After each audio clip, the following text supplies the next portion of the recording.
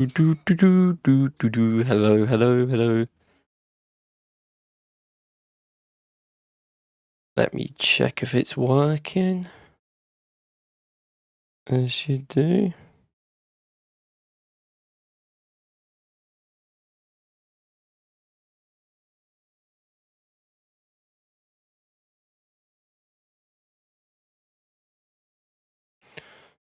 Mm-mm-mm.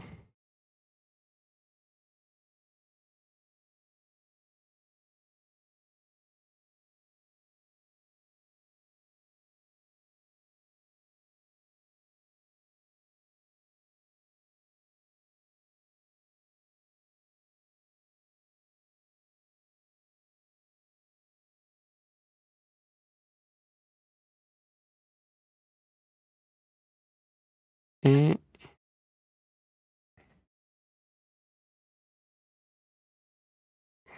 Right, give me a second. Give me a second, just checking everything is okay. Hello, hello. I'm just gonna wait a second to get people to join up. What's this video going to entail? We're gonna go through every single winger in the world now. I've got a little graphic for about 20 wingers, and I think it's like 15, and we're going to just talk about them briefly, but obviously we're going to talk about Rodrygo probably the most, as it is the most concrete at the moment. Yeah, just talk about wingers, I guess, because that is what's on everyone's agenda, I think. Let me check, sorry. I hope this doesn't play. Where's my... I need to mute this. Yeah, calm.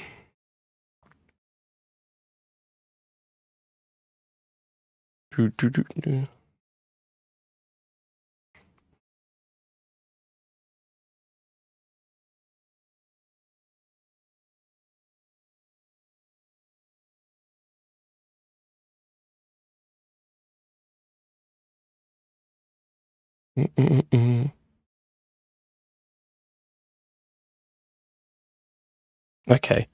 Just waiting for it to get into HD because it takes a little bit of time to adapt, but it should be alright. I feel like I'm a bit too low, but it is what it is. We're recording the podcast, I think, tonight with Forder, so I think go and check that out tomorrow when it comes. But yeah. The last time I was so rushed, I was so late, but we're actually early today. We're actually on time. Yeah. Yellow. it's because of this lamp. Hello guys, welcome into the stream. This is obviously I'm still new to this also, bear with me, but I think I have it a little bit more sorted today than we did last time. That's what we like to see.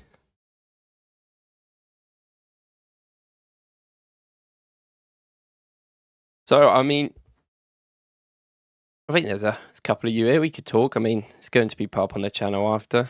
So on today's agenda, if I get my stuff sorted, we are going to be talking about wingers. We're going to kind of try and figure out who Arsenal should sign properly this summer. Like, I think we'll talk about players. Obviously, I can't go into clips and stuff, which is unfortunate because that is YouTube, unfortunately. If I streamed on another platform, I probably would have been able to, but it is what it is at the end of the day. But we're going to just try and talk about some of the players. I think that's the main thing. Should Arsenal sign Chucky? Well, Chucky isn't on my list, but I mean, Chucky's a good player, but we'll see how good he actually is at Man City. That's all I say. I have some questions about him. If we are buying a winger, do you think we'll be selling Martinelli or no?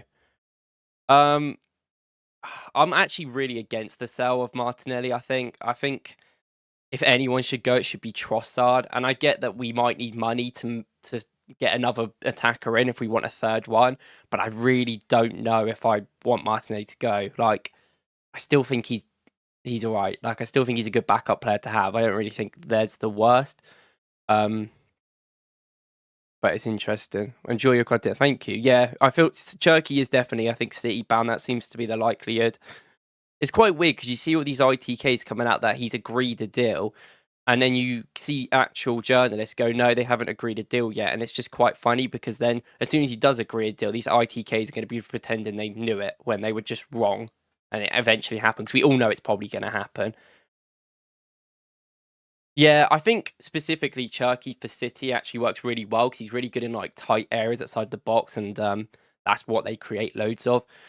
And I don't think there's really any acceptance that he has to start for them when he comes in. Like, I think, he'll do the Pep thing.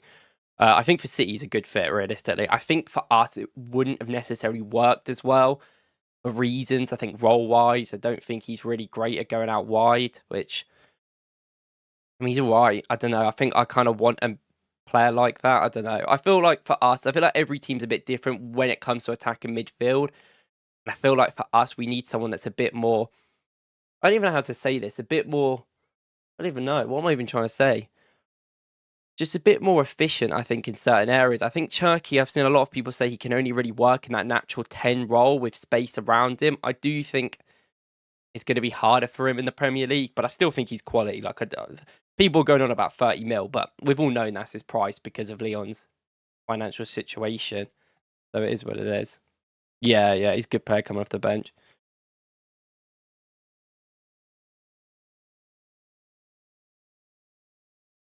Yeah, I get the whole Martinelli's not for our system, but I think the argument also could be made for Rodrygo, which we will get into. But I think Rodrygo obviously is a better player, better finisher, better dribbler, so shouldn't really be that big of a deal. But the questions I have around the role-wise is kind of what I had the same with him.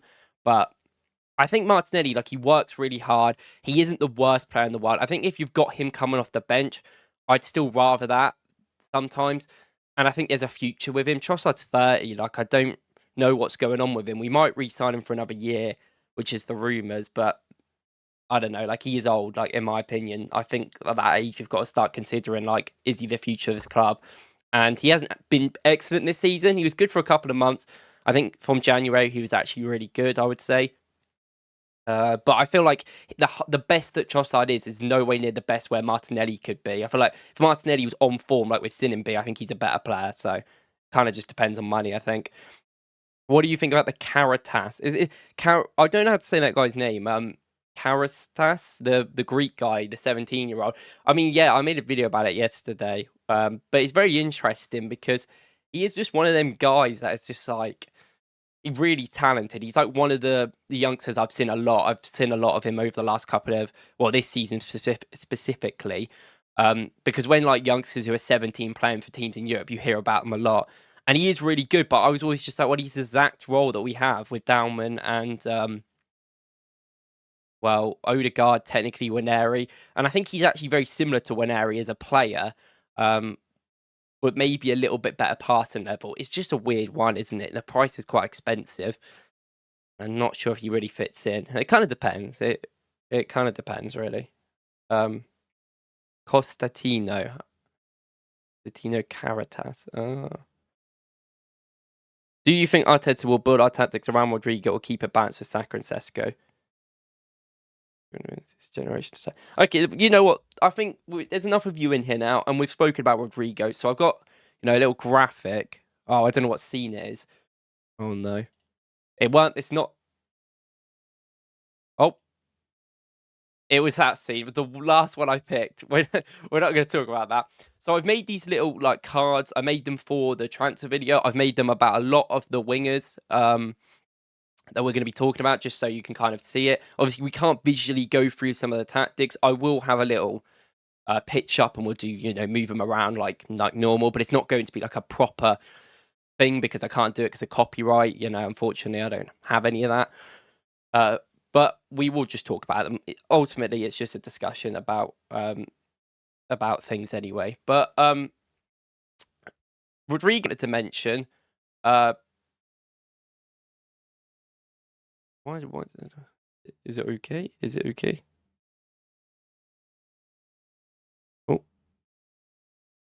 Oh, no. Right. So, yeah. Okay. Well, Rodrygo was the first person I wanted to mention.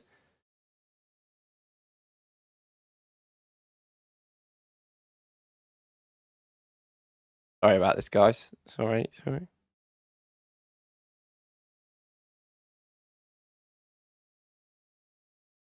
Okay, we're back. Sorry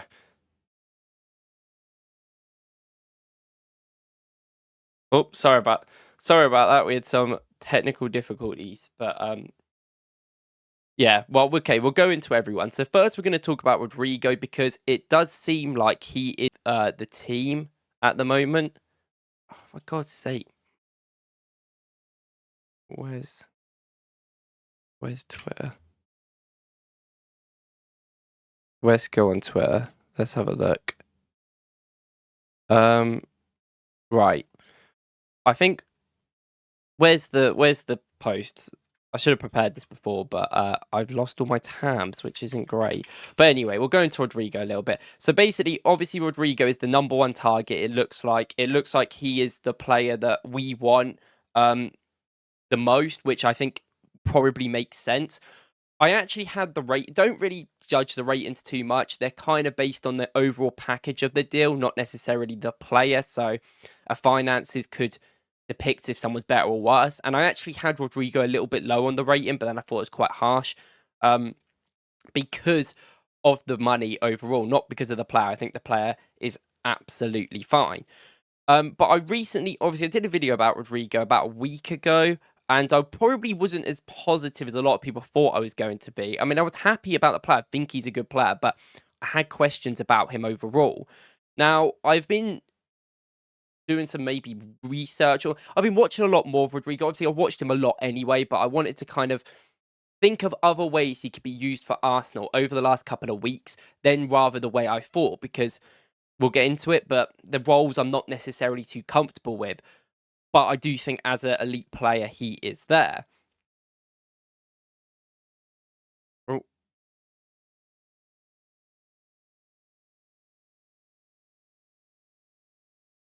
well, is the audio okay now? Or is it still a bit glitchy? Let me know. Let me know. This is all. It's all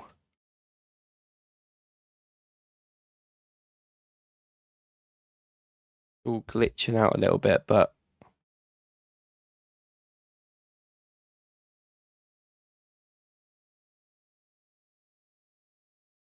should probably get this on my phone. I think it might be easier. Seems fine. Okay. You know what I'm gonna do? I'm going to, if it's glitching, just reset. Apparently, I think that's how it works. I've heard. But I will disconnect from the internet on other things, so it's okay. So yeah, hopefully we can sort it out. Okay, so just trying to reset it. I think it might be better. The audio will peak a little bit, and it's this mic, which is the reason the audio peaks a little bit. And you know what? I'm actually going to turn it down so you guys don't get loads of random shouts halfway through, because that is this mic, and I haven't really got used to it yet. But sorry about that. Hopefully it's a little bit better now. So right, okay, yeah. What I was saying with Rodrygo, like, I think the player that he is and the player that people maybe think he is a little different, but I do think overall the finances around the deal make a lot of sense. I think the signing makes a lot of sense given how bad the market is, and we'll go into other players. But I think when I had the first sort of notion of it maybe not being worth the money. What? Wait, wait. We're just gonna.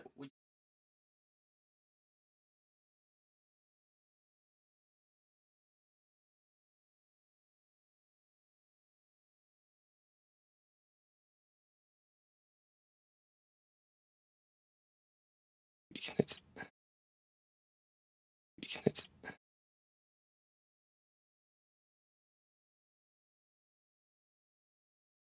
agree with that. Agree with that. Right.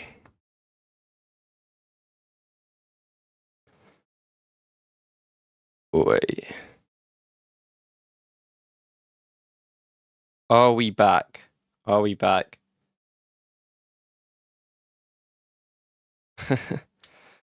Are we back? Are we back? Just let me know if we're back, guys, just because I should have sorted out the problem. I'm hoping I sorted the problem out. Yeah, I completely understand. Okay. Because basically, if any of you know anything about tech, my internet is not this bad. It's just my Ethernet cable just keeps disconnecting. I don't know what it is. So I've just changed some few things around. So hopefully it doesn't disconnect, because that's why it keeps cutting out, just because it just disconnects from my PC for some reason. But it is what it is. So hopefully we're all good now. Hopefully, the mic's not. Give me a sec. Right. So now we can finally talk about Rodrygo. We can finally get into what the whole point of this thing was. We're going to talk about Rodrygo. Right. Yeah. So basically, where's my okay. You see a black screen right now. That's fine. We will change that in a sec. I am not obviously the best at figuring all this stuff out, as you can probably tell. But where's this? There we go. Oh, I moved my thing. There we go. So we've got, I mean, this is a little post I did yesterday on Twitter. Don't want to promote my own stuff too much, but this is a little post I did. And it basically, when I was basically reanalyzing Rodrygo a little bit over the last couple of days, because the links have materialized a lot more, and that's usually what I do. I look at players a decent amount, and then if they get more and more, I don't know, like prominent, I talk about them even more. And I think with Rodrygo, I saw some people say it, so I'm not going to just take full credit, but I do think that there is a level of playing him centrally could really help the team a lot more. I do think that as an out-and-out left winger, every single game, is he going to be the best option for the team? Probably not, because of the role he plays, but he is still very adaptable and very good. Oh.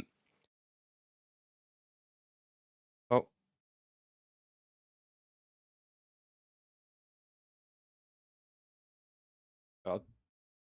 Wait, is the audio okay? It's just maybe your bit rate. What bit rate should I be at?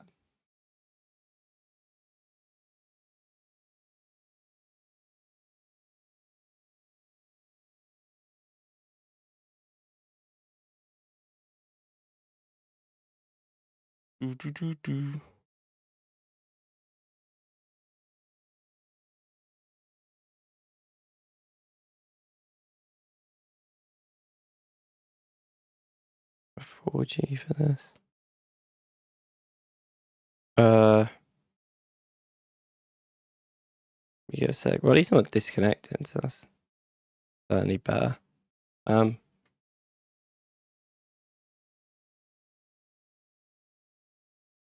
Right. I think it's okay for me. I think you just need to reset. I just think you need to. Yeah, it sounds perfect. I think it's just a little bit glitchy because I was resetting my Ethernet. So I think if you just reset the stream, it should be okay, hopefully.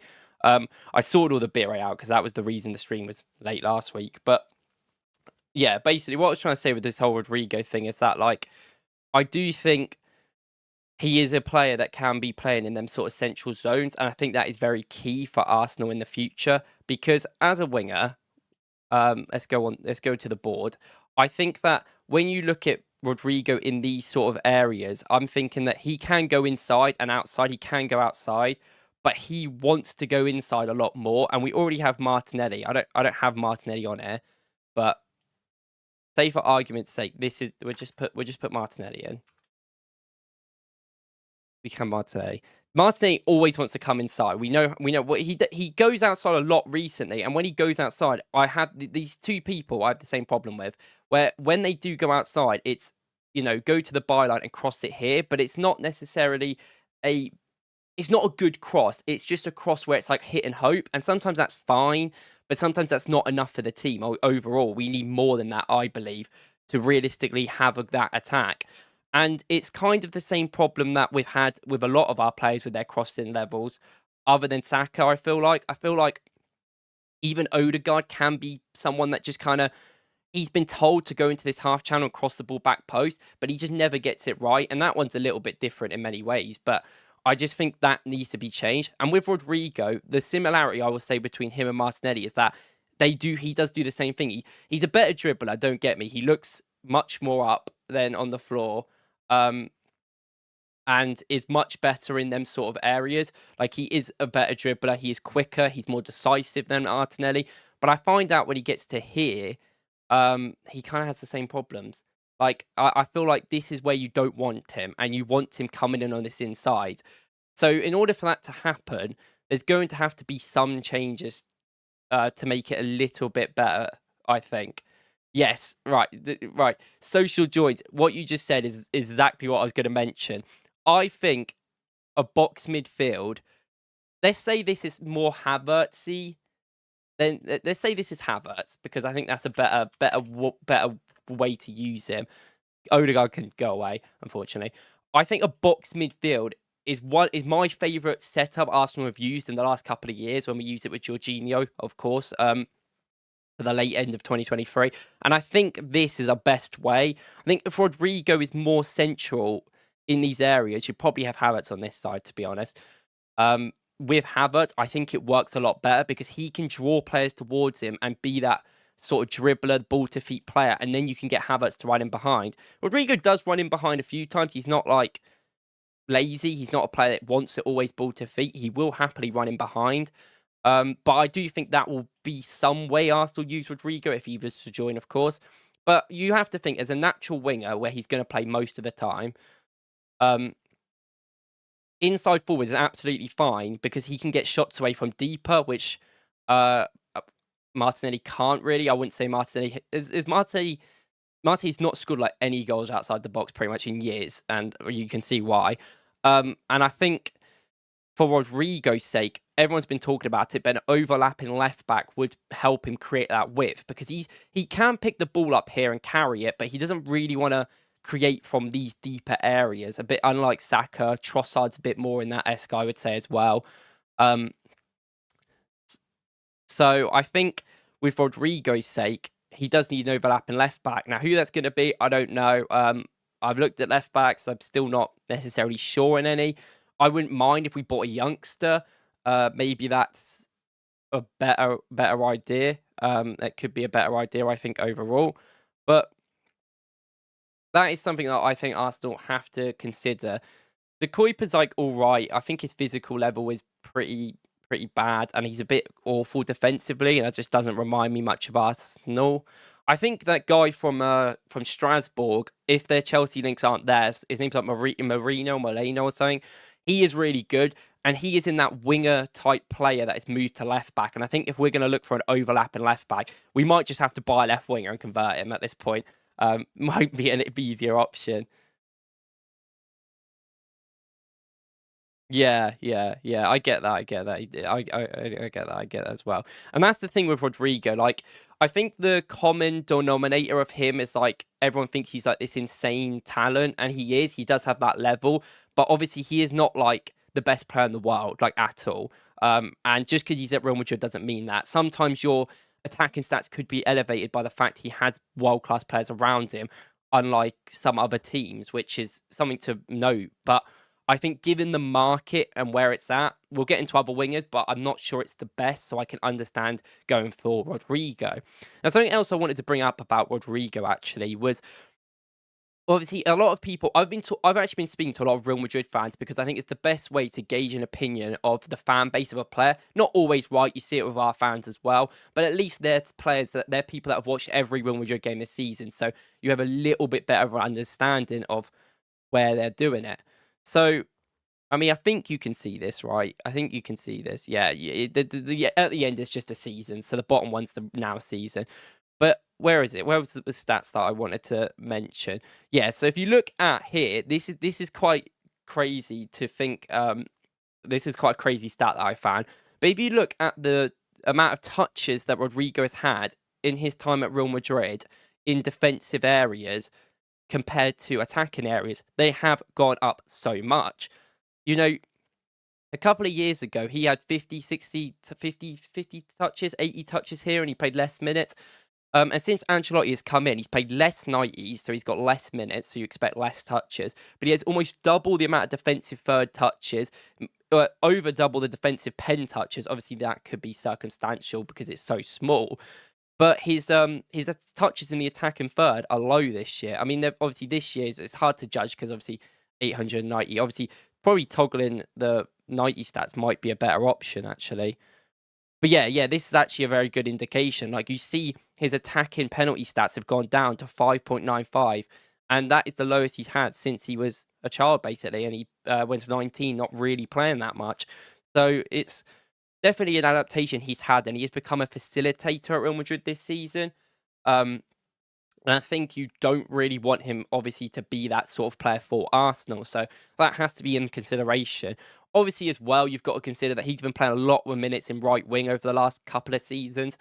And it's been reported that he's come out and said, I don't want to be a right winger. I want to be a left winger, which makes absolutely sense. Like, ultimately, he is a left winger. He's always been a better left winger.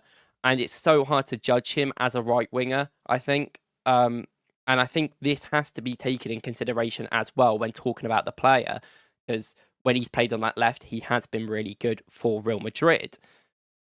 Now, let me go back to the graphic. So I think when we look at, we will get into, there is a few kind of attacking midfielders on this list that I've got, and I've been an advocate for trying to get an attacking midfielder in, a pure one, for pretty much the entire summer. It's been my whole thing that I think we need to do. But obviously we'll have to see what the club decide to go into. And I do think that, I don't know, it's a difficult one because I get that the money situation is like a difficult one to really quantify, and like, oh, should we actually do it, and do we have the money to afford another attacking midfielder? But I do think it is an interesting prospect, I would say, overall. I would say Rodrygo is probably the most exciting player on the list. I would say that if you are looking for that star quality, at least for the fans to get behind, I think he is probably the #1 target, which will make fans a lot more happier with him. I think he is smart in tactical play. He showed he can be a good player for the team, and I think we will elevate him to work by himself and be better. And more importantly, we've needed a dribbler. We need a winger who's a dribbler, or even a central player who's more of a dribbler as well. And he is that. He's a brilliant dribbler. It's probably one of his best attributes. Not the quickest dribbler in the world. He's a bit better when he slows things down, but I mean, that is a lot like a lot of our players. And I do think that that is absolutely fine for us to go for. The money is a bit of a difficult situation. It is very expensive, but a lot of wingers are very expensive. So it would be very interesting. Yeah, the attacking midfield situation is really interesting because obviously, like you guys are saying, we do have a lot, but Vieira needs to go.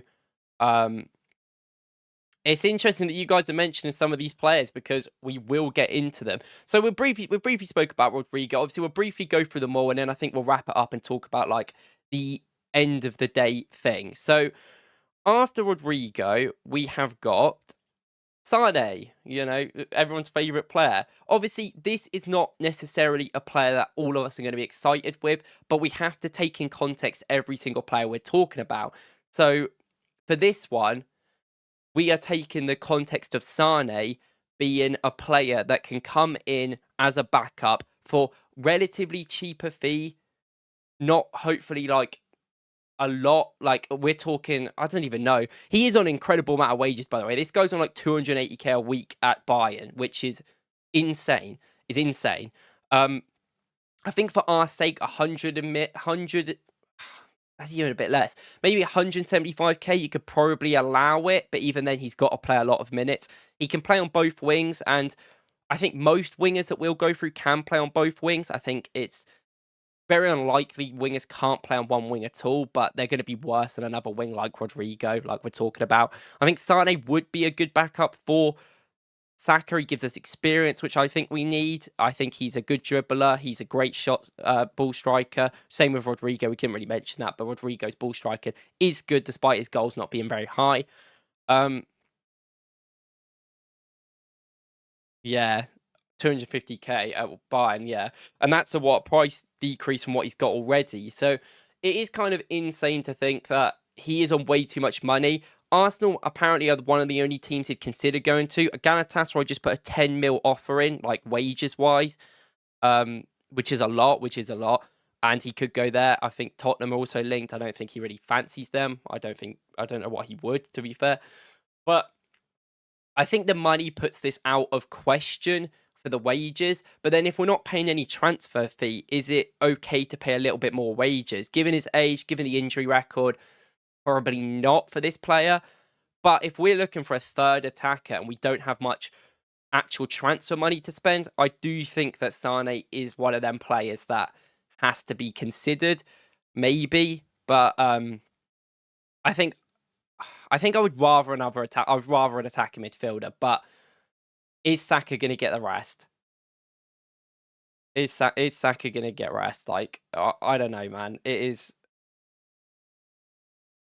Yeah, I agree. Yeah, I do agree with that. He is very much like, I feel like Sane in our team could be very wasteful. I think he will shoot too much, and I think Arteta doesn't like that as much as some of us probably want a more shooter. But there's also a give or take, you know, you don't want to waste shots, and I think Sane is a bit of a shot waster. He is a good shooter, though, but I think, I don't know, he has been good in the Prem before. Obviously, he's a different player now. He's a lot older, like, it's a different situation, but I don't know. I don't think Sane would be the worst player on a free to get in, but I agree the money makes it probably not good enough, like probably not worth it. And I think that is fair enough.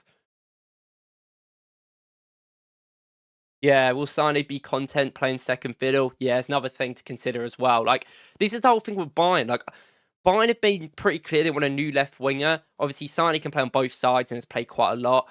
But I would still say he is better than, like, Coman's going. Coman's not as good. Gnabry is a bit more of a backup than Sane. Sane plays a lot more than Gnabry. So he is that starter right now. And I know they've got players coming through. They've got, obviously, they want to sign Leao, Williams. They've been linked to a lot of wingers. But it is weird to think he won't even sign for Bayern, who are a pretty good team. So why would he come to Arsenal on a backup? Maybe he wants something different, but it doesn't seem very likely.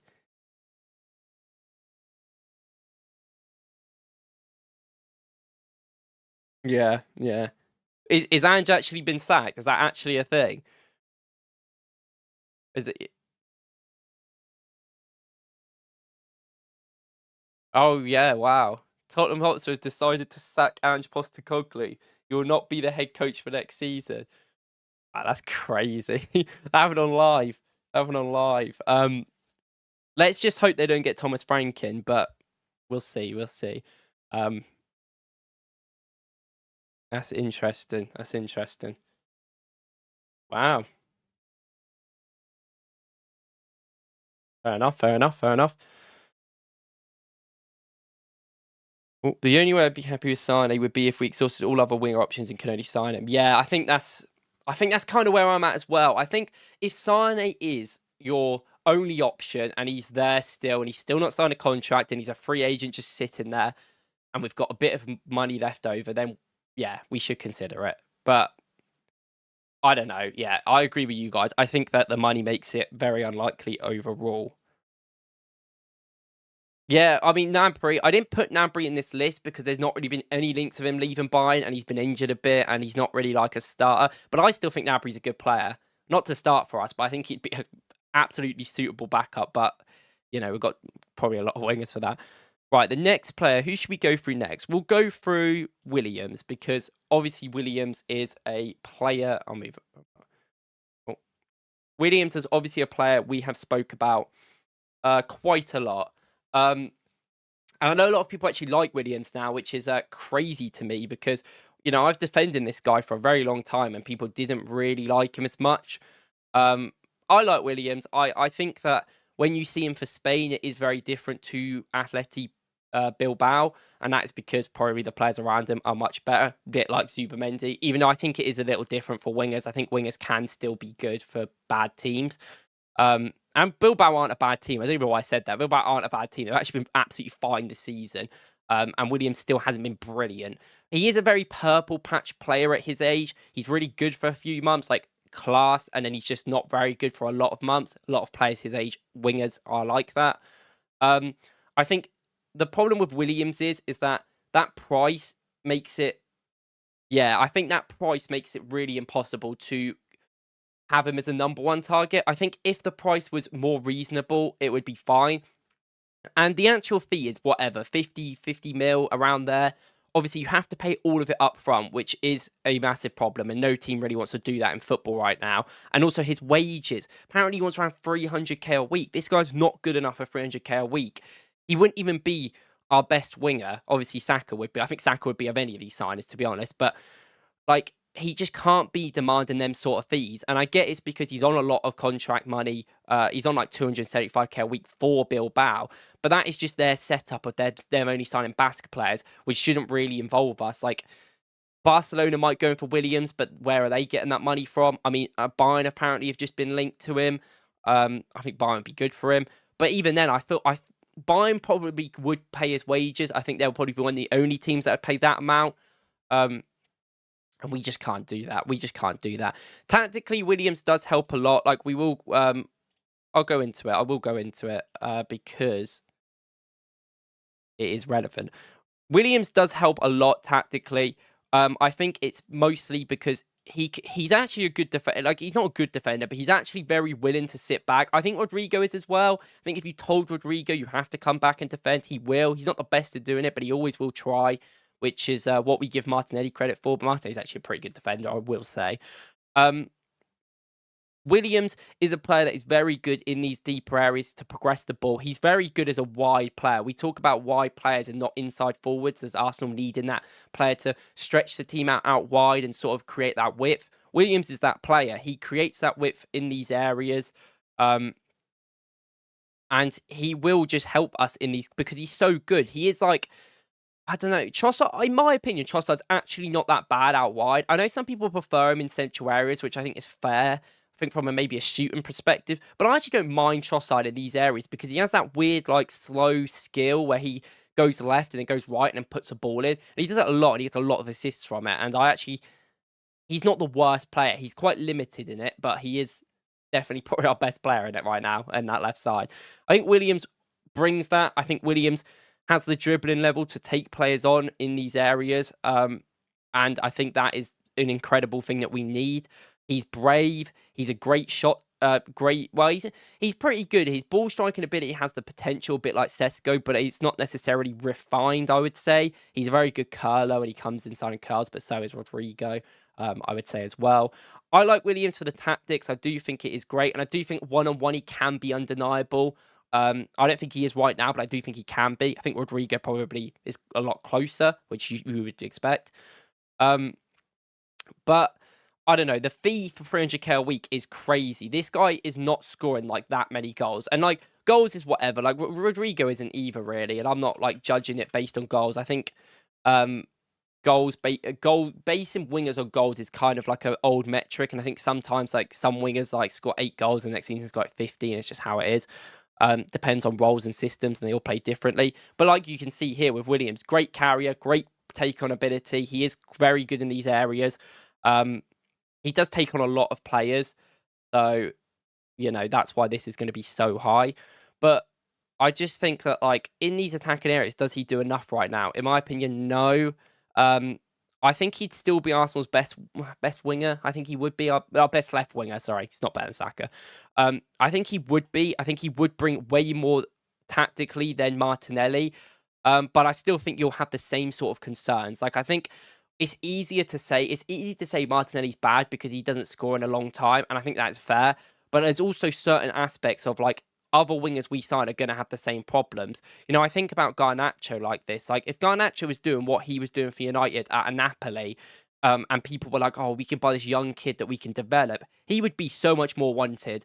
And I think just because sometimes it's the Prem and we see players a lot more, we are able to see their weaknesses. And I think when you look at other players from other countries abroad, sometimes their weaknesses look a bit blurry, especially when you want to sign players that just make your team better, which I think is fair. I do think, though, he is very good. I do think that Williams is very good. Like, I don't think he's a bad player. I think systemically, he has always been the guy that I've wanted, and I've wanted him probably more than anyone else. Before Rodrygo really became like a concrete interest, I had always an indication that maybe Rodrygo would be free, but like be able to get. But you never know with teams like Real Madrid, do you? Like teams like Real Madrid can do what they want, and if they want to keep a player, they want to keep a player. And even if that happens now, they're going to probably keep him. But Williams is an interesting prospect. I think the 300k a week puts me off. I think if it weren't 300k a week, the 51 mil up front, I would still say it's probably worth it, given the potential this guy has and how young he is. And he can play on the right as well, like much better than some of the players we're going to talk about, even though, like we said, most of them can. But yeah, I don't know. That's kind of my thoughts on Williams, like wrapped up. Like, I think he would be a good signing, but I think that fee makes it scary.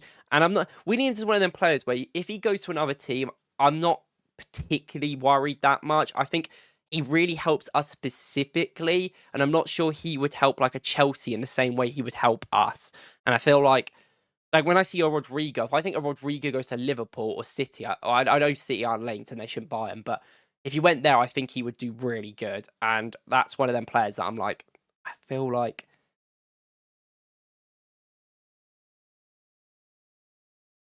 Would he improve our shooting?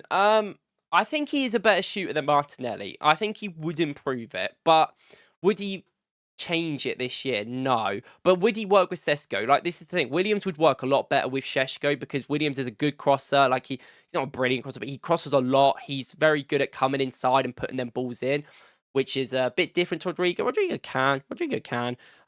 It's just not really something we've seen from Rodrygo too much because, they're not doing that sort of thing this year. Rodrygo would be a way better signing for right now, like 100%. Even if the tactical changes happen, Rodrygo would have to come in with a left back or a attacking midfielder, or even Sesko would have to help him a lot if he is to play, or Havertz, or anyone who plays up front. But I think if we're thinking about money and we're thinking about the situation at the club, it actually might be more valuable to just get a Rodrygo in, buy a left back, buy a midfielder, then buy a Williams right now for the money that he wants. Also, he's not refined. He's going to take a long time, 1 or 2 years as well, to get good. And can we really wait on Šeško and Williams to do that? I don't know. Like, he is more win now than a lot of the players probably on this list, but I don't know. It's tough, isn't it? Without Rodrygo in the conversation, I think Williams is absolutely like fair shout. But now Rodrygo is kind of there, and we're talking about maybe the same package deal with wages. Maybe Rodrygo will be a little bit more expensive, but then you can pay it in installments, so it's cheaper this summer. I think overall, maybe that is the better outcome. But I like Williams is one of the guys I'm more favourable on because of the systemal benefits that he brings us, more than just a player himself than some of the others. What players do you guys want me to go through next? Because I've got a lot here. I mean, I've probably got most of the people that you guys are going to say, because we've spoke about Williams, we've spoke about Sane, we've spoke about Rodrygo, which are like the 3 main ones, I would say, right now. That have really been talked to, but there's obviously a lot. We have had a lot of players spoke to. Mitoma. I haven't actually got one for Mitoma. I just think his age and the price that has been quoted for him, about 90 mil, he's like 28, is just way too expensive. And he's very inconsistent. And he's just a real good dribbler, and we do need that. If Brighton were in the situation with PSR where they needed to sell, I would consider him. But obviously they're not. So I think he's good. Okay, we'll go through Carl and Woodrick, don't know. Okay, we'll go through Leao first, and then we'll go through Barcola. Right, we'll go through Leao. Right.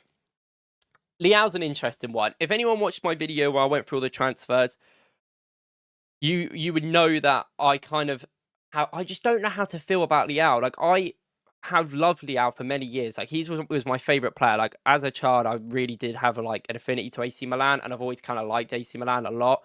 They're one of my favorite teams, even though they are run awfully, and they have been for a very long time.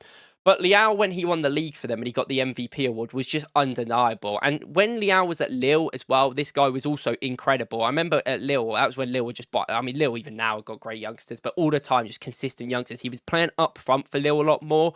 And I could see the potential there. Like, he was physical when he needed to be, had a good finish on him, he was fast, and he still has all that now. Like, he is still he hasn't even started that much for AC Milan over the last couple of months because of arguments with their manager. And just, I think the fans have kind of fell out of him because of his attitude. But when he comes off the bench, he is undeniably their best forward, like by far. And he is undeniably one of the best forwards in the Serie A when he wants to be. It's just about that consistency. Sometimes he is lethargic. He isn't trying. He isn't pressing. He isn't really making that effort to make anything happen.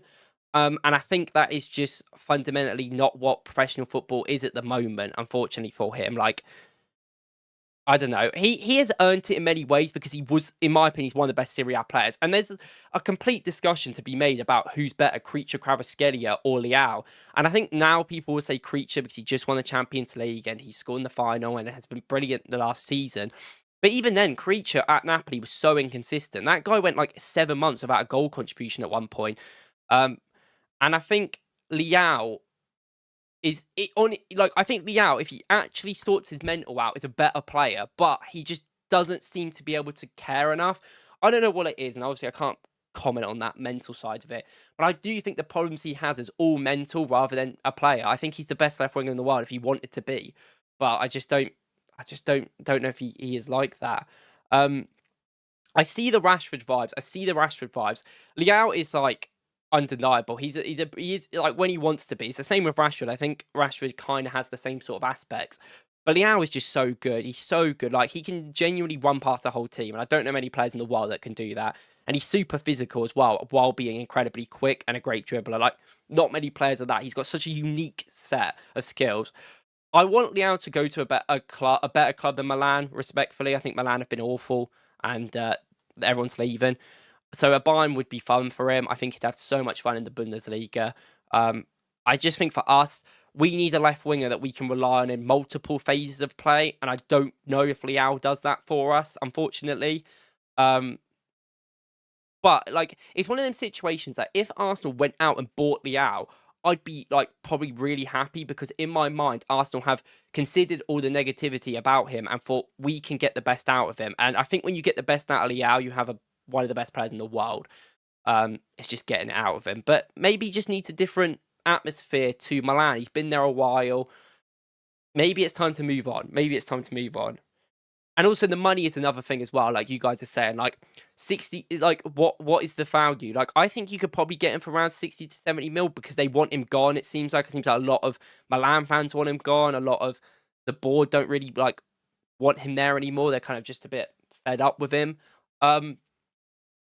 But that's a big thing. And the wages as well. He's on a massive contract for Milan because he was their best player, was the best Serie A player 4 years ago. So I don't know, like it's an interesting one. But he is one that is such a weird candidate because he's not about talent. Like I think Leao would be so good for us. Like he'd make us so much better on the counter attack instantly. We'd be a better counter attacking team just with Leao in there. Even against low blocks, he's just so good. He's so undeniable that he could just create from anywhere. It's just a whole other problems with Leao, unfortunately. Yeah, I actually agree with TRM. I kind of think Leao is definitely. I actually think on his day, Leao's better than Rodrygo. I think on his day, Leao's the best player in the world. But have we seen that enough recently? No. Is his mental there at the moment? No. Do I think it's impossible to get that out of Leao? No. I think if you brought Leao in, he could be that world class player easily. But it's very interesting. I think mentally wise, he is a little bit like Aubameyang in that way. But bro, this guy is great. Like wherever this guy goes to, and if he sorts his problems out, he will be class. Like he is an incredible player. And I will never like speak badly on Leao as a player because like I've seen the things he can do. Like for years, I've been watching him for years. He's one of my favorite players, and I just think, it is what it is. I even think 60, 70 mil for him, 300k a week, is probably what he deserves as the player he is, but you just don't have that reliability with him anymore. If this was a year or two ago, and that was the price you were saying, I'd be like, that's a steal. But now it's like, is he actually going to care? Is he going to press? Is he going to try? And these are important things that we have to consider as an Arsenal fan. Like, we have to consider someone that's going to at least try to press, or at least be like that. And, like, we have Saka already. Like, we already have an undeniable winger on his day. So, if you put a Leao in, Saka won't be useful as much because he'd be probably have to do a lot more work in defensive areas, which can be good for some games, but I don't think for every game that would be the way to go. I think it's one of them things where Leao would be one of them perfect players to bring on in the Champions League semi-finals. You need him for them games. But then are we going to really like Leao against, a Brentford at home when they're like pressing us? Like, I don't know. I don't know, like if that's the sort of thing. He hasn't been awful for 2 years. He's been not brilliant, but it's just his consistency. Like when he plays, he's fine sometimes, but he just does things randomly. Like he'll just shoot from 30 yards out, and everyone will be looking at him like, "Why are you doing that?" And he's like, "Yeah." I was like, I don't know. He's a weird player. He's a weird player to discuss. He's a weird player. Yeah, exactly. We want Saka to stop being too. Yes, that's what I'm saying. Yeah, that's what I mean. Like we want. That's why we want. That's why, in my opinion, we kind of want someone that is going to work hard defensively because we want to profile platform Saka a little bit more, get him in them attacking areas. I think Williams does do that. I think Rodrygo can do that. I think maybe a little bit of adaptation, but I think Rodrygo's actually quite smart tactically, so I don't think that's that big of a concern. But yeah, I completely agree. I completely agree. Like, I see what you guys are saying about Leao. And you know what? Some people have been saying he reminds you of Rashford. Let's talk about Rashford then. Honestly, this is going to be a brief one because Rashford's not a player I've ever really considered for Arsenal because, I don't know. I'm not that big of a fan of Rashford. I think that on his day years ago, he was really good. But even then, I wasn't convinced. Overall about him, I wasn't convinced. I never have been that convinced. I remember one of my first shorts I did on YouTube, I did a short about Bruno Fernandes being United's best player, and this was like 2 years ago now. And I got so many comments being like, no, Rashford's better. You don't know anything. And this was coming off the back of Rashford's like 30-goal-a-year season. And I just wasn't convinced. I was like, he is an incredible ball striker. But does he work in different roles? Does he work in different ways? And is he undeniable? And sometimes I don't think that.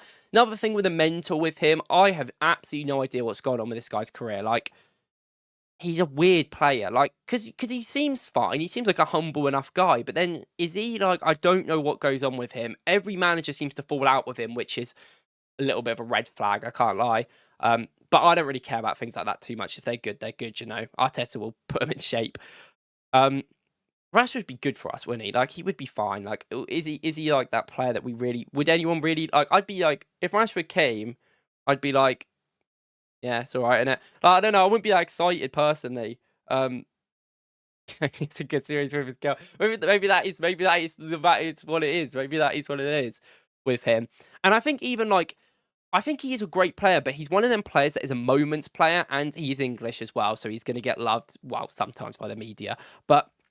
I think because when you become a moments player, people really consider you a better player than you really are. Maybe this is a little bit with my opinion about Leao as well. Like, you could argue with that, but I think Leao consistently has been pretty good over years. But with Rashford, like, he is a moments player. He scores some incredible clutch goals. You need them brilliant moments.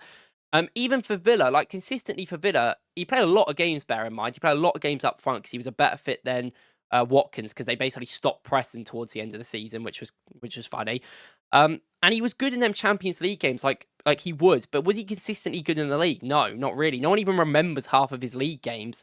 And I think that is kind of what it is. And people are talking about how he's like world class and stuff again. It's like, yeah, he's a good player, and I think United kind of ruined him in many ways. But is he good enough for like to start consistently right now for a team that are trying to win the Prem? No, I think Villa's a good way for him. Good Champions League team. That's a good level to be at, but. I don't know. Like, to me, he's a moments player, and I don't know. I guess he could play up front, but he's never really been great up front, like, for a while.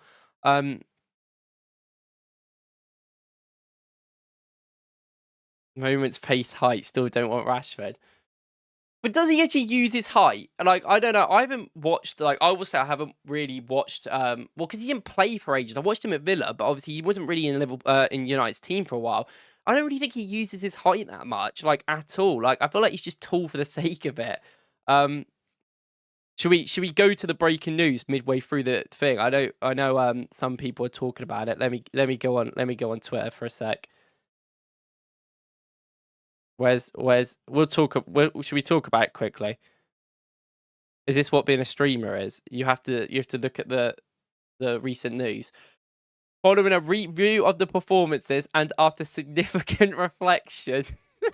Why? That's written so weird. Why? The club can announce that Ange Postecoglou has been relieved of his duties following a review of his performances and a significant reflection. That's so weird. That's so weirdly written. It's like we have looked at his results over 2 weeks and now decided. Like, I mean,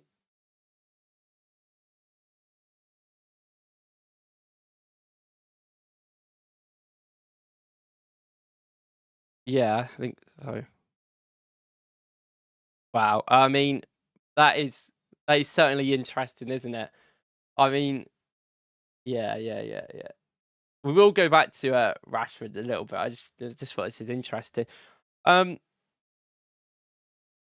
I mean, yeah, like I think for Ange, well, we'll talk about it for like 5 seconds because who cares about Tottenham? But like, I think for Ange, this is the perfect thing to happen, isn't it? Realistically, like he won the Europa League, and then won his trophy, which is fair play, and then just left. Like he doesn't have to deal with all the stuff that's going to go on next season when the team's like, awful. They can't buy anyone in.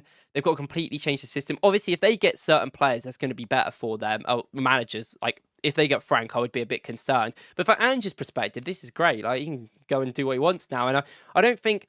I mean, coming 17th in the Prem will ruin your rep a little bit with Tottenham. Like, there's no doubt about that. But he managed like Celtic and in Japan and in Australia. Like, he didn't have like the biggest European record anyway. And now he's won a European trophy. So, he could easily go to like some sort of. I was gonna say a Roma, but obviously Gasparini's now there. But that sort of level of manager, I think he could easily get to that sort of team. Um, yeah, he gets a massive payoff. It's all right for him. I mean, this is probably the worst situation to be for a club, like sacking your managers all the time. When we literally didn't deal with it that much, but when we went from like what Unai, well, we had Freddie in charge. I actually watched the Freddie Ljungberg game live, and it was not great. We had Freddie for like 3 games, had Unai, and obviously Unai, Freddie, then Arteta. But that was kind of it. We've not really had this whole like thing. We've basically had what 3 managers in like the entire time I've been alive. That's crazy. Like I would hate to be into this situation where you're getting rid of a manager every week. I think that is awful. He can go win in Turkey or Saudi. Yeah. Yeah. I mean, he like for him to go to Saudi would make sense. Like he loves going to all these countries, doesn't he? He's been literally around the whole world. Maybe he needs to go to North America and South America as well. He's done Asia. He's done Oceania. So, maybe he's going to complete the Pentagon challenge if any of you play FM. Yeah, I mean, I don't really like Ange, to be honest. I think he's a bit horrible to journalists sometimes, but sometimes I think he's funny. But it is what it is. Like, anyway, I want Cesc Fabregas at Arsenal if Arteta don't win anything next season. That's actually interesting you say that, David, because I was speaking to my dad about this a couple of weeks ago, and I said that if we get to the point where Arteta cannot win, and I know some people are at that already, and I'm not, but a year's time I might be, let's say. If we get to that perspective, I've always said that Fabregas is a great manager. Fabregas is class, like for Como. But he might be going to Inter, which is a problem, which is a big problem. I'd rather him not go to Inter. I thought so. We could do.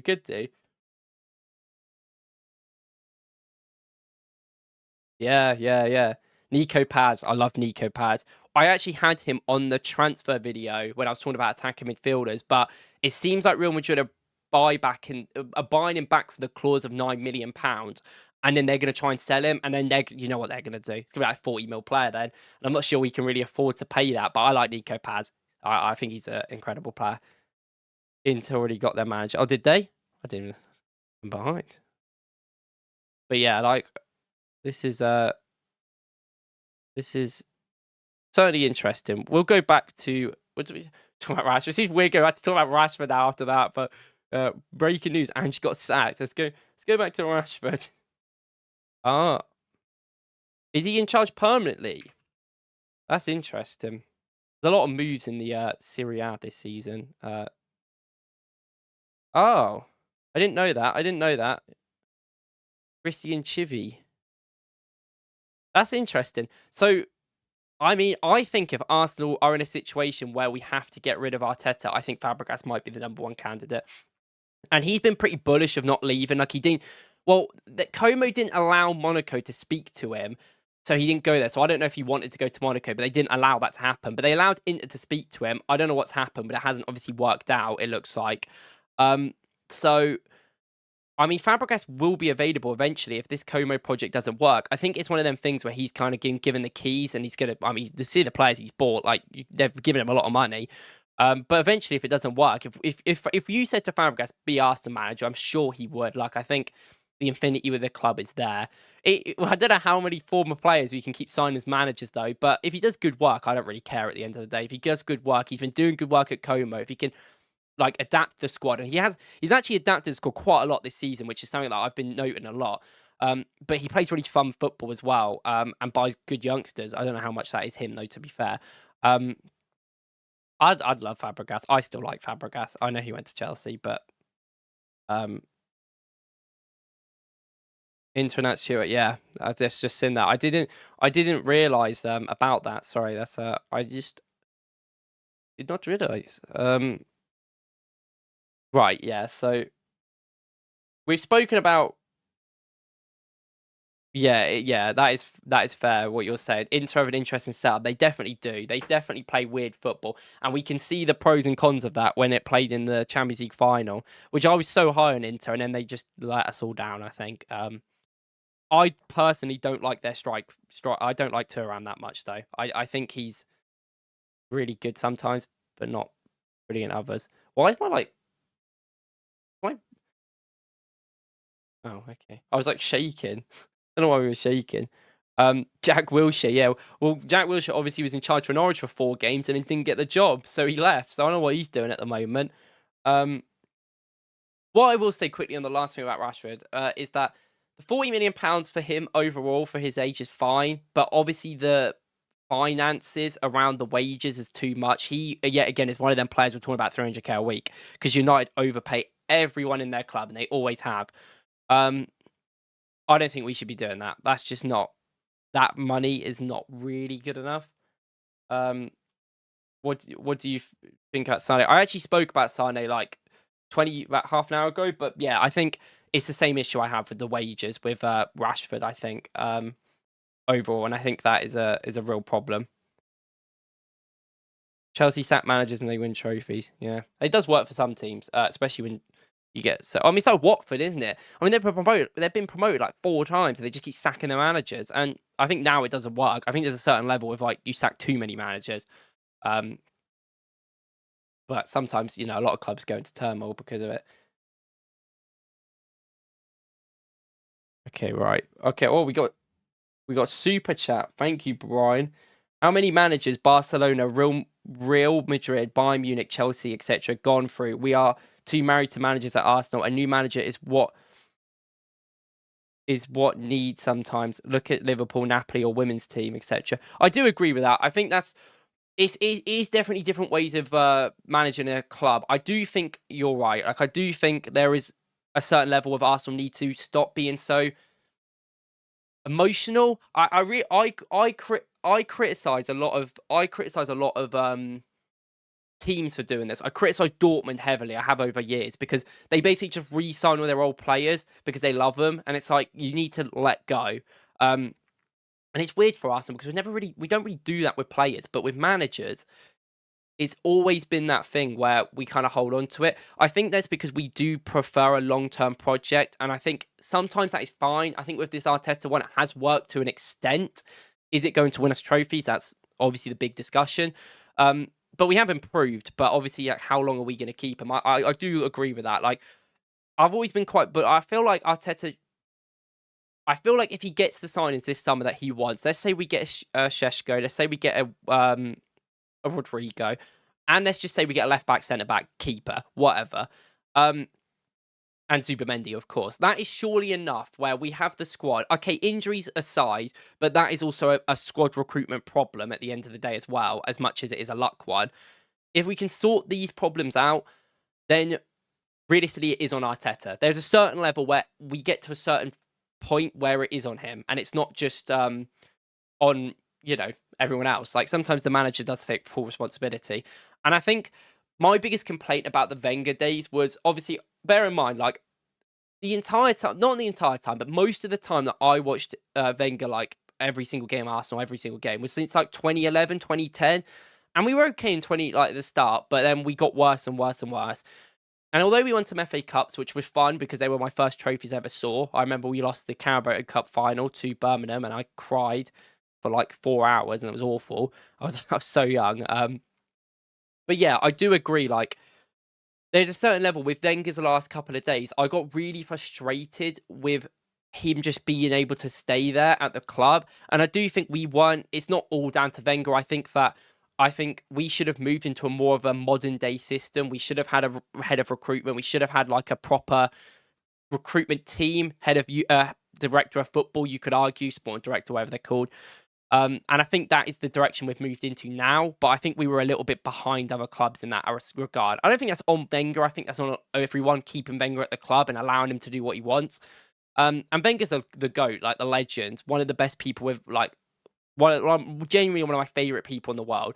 But like there was a certain point where, you know, time's up. You know, you can't have someone at the club forever. You know, it's just how it is. And I do agree with you. It does work for other clubs, and Arsenal right now are at the point where we are one of the best clubs in Europe again, which is good. Like we are, so we can get the best managers in if we need to. So at least Arteta has put us in a position where if we do have to get rid of him, then we have good backups. But yeah, I agree. I understand your point. Yeah, I think that's absolutely valid. The women's team as well. You were saying, yeah, do it a lot as well. I mean, they literally like Renee was in term and she won us the Champions League. Sometimes that's what you need, like Di Matteo for Chelsea, sort of aspect. But yeah, I agree. I think yeah, J. Collins, we've got the most emotional fan base in the world. We've got too many Arteta outs, too many Arteta sections. I believe in the manager, but it's getting close to the deadline of what it has to deliver. 100%. That is genuinely like to the T, that's my opinion as well. Like, I believe in Arteta right now, but there's a certain point. I'm next season, I'm thinking like, how many times can we give him the benefit of the doubt? We need to start getting over the line. And I completely agree. And ultimately, club comes first at the end of the day. Like, over players, over manager, the club comes first. I've always said this, and I want this club to win. And sometimes you do have to make difficult decisions for that to happen. And I agree. And there's so many extremist views online of people loving Arteta, hating Arteta. And I think when you're in between, you kind of just get suffocated sometimes. But that's kind of how I feel. And even me, who makes content on the internet, most of the content I make is very middle ground. Maybe I'm a bit more optimistic, I would say, than other Arsenal fans, but I'm not necessarily like an extremist in many ways. I like in the actual videos, even if the titles of them are a bit, you know, bit outlandish. In the actual videos, I talk about concerns I have with players and benefits. And I kind of like find a way to like justify it, I think, because when the club is doing something you want to, but sometimes that's not always the best way. And I think that is a very, very, very like good thing to like mention. The double edge to this is that clubs that have long-term coaches tend to be much more stable, both financially and in league positions. Short-termism doesn't win trophies, but it does win trophies, but also fails more often. Yeah, that is true. That's what I mean. Like, there's give or takes of everything, isn't there? Like, that's the thing. And I think Arsenal don't really want to be that sort of club. I think there gets to a point where if we sacked Arteta, he's had enough time. He's been at the club for 5 years. And I don't think we should just become a team that just sacks managers all the time. But you need to know when your time's up. I think it's such a crucial part. It's like when you go to a party and you're there and you know when to leave. If not, you're there too long or you're awkward or you leave too early and you miss all the good stuff. Like, you need to know when to leave. And I think that's something Arsenal aren't good at with players and managers. We have players that are at the club for way too long, for too much of time. And they go into their 30s and then they're not very good anymore and they're still here. Not so bad much now, but a couple of years ago, this was awful. We had so many old players just bowling around and just being there. And yeah, it's the sort of thing. That's why I'm kind of in the whole Trossard should go if we can. I don't mind keeping him. I like Trossard, but, you know, sometimes is he actually going to do much next season if we get another left winger in? Sometimes, you know, you've got to let things leave.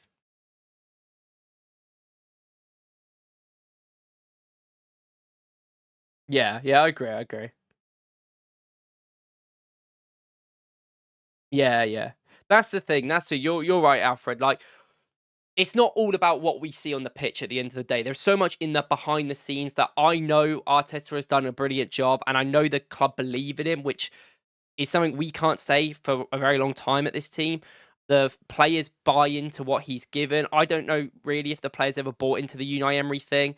Um, I don't think we played brilliant football into Unai Emery, even when we went 23 games unbeaten, wasn't it? Like, I just don't think we were very good.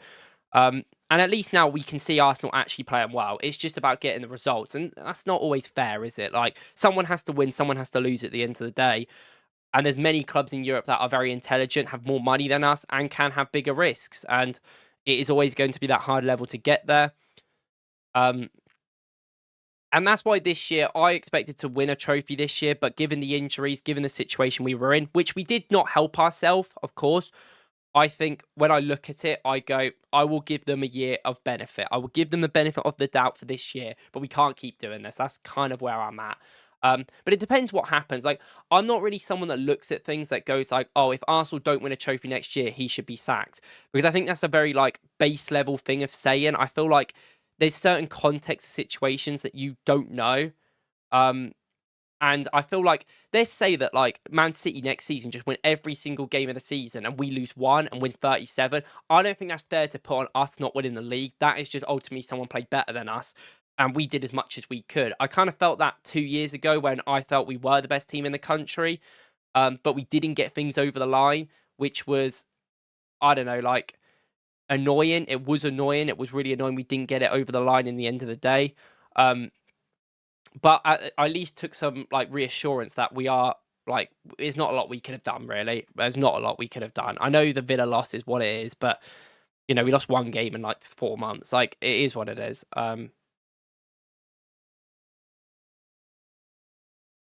Yeah, that is a very good point.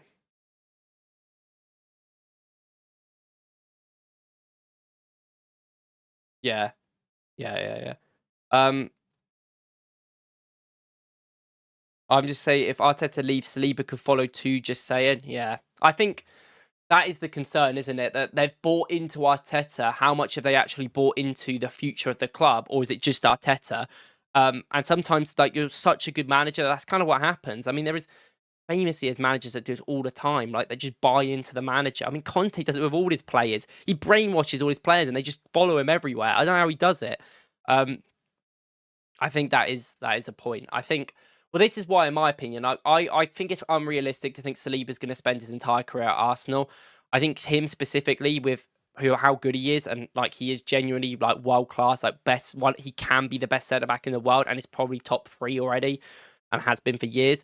I think for him, like, even if Arsenal are an insane team and we win Prems and we win Champions Leagues or whatever, I think there's always going to be the idea of, can he go to Real Madrid and be their best player? Because Real Madrid are the biggest club in the world. Like, as much as we are one of the biggest, they are, like, another level sometimes, at least in fan base, not in performance, because we saw that this season. But yeah, that is the sort of thing I always think. And I think with people like Gabriel, Saka, Martinelli, I'm not really worried about them ever leaving. Like, I think they'll stay until we need them to.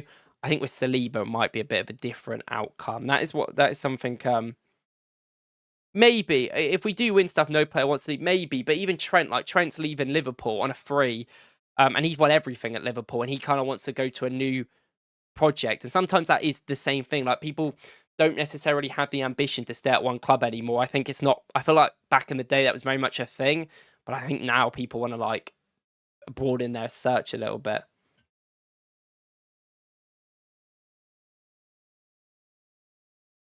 Yeah, that is the thing. Like, I do think, yeah, I don't think I'm not Arteta out at all. I love Arteta. I mean, I literally started a YouTube channel because I liked his tactics. Like, it's I'm probably not, like, the most, like, non-biased person to talk about this with, but obviously, like, I have patience running thin as well. So it is, eventually it will get to the point.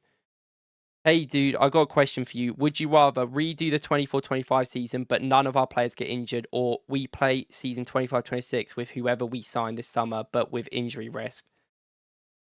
I mean, I'd probably just rather do it last season. I don't know. It's so weird. Last season was genuinely, like, I'd say one of the most disappointing seasons I've had as an Arsenal fan because of the expectation. Other years we've not had that much expectation, and it's kind of been like, well, it is what it is.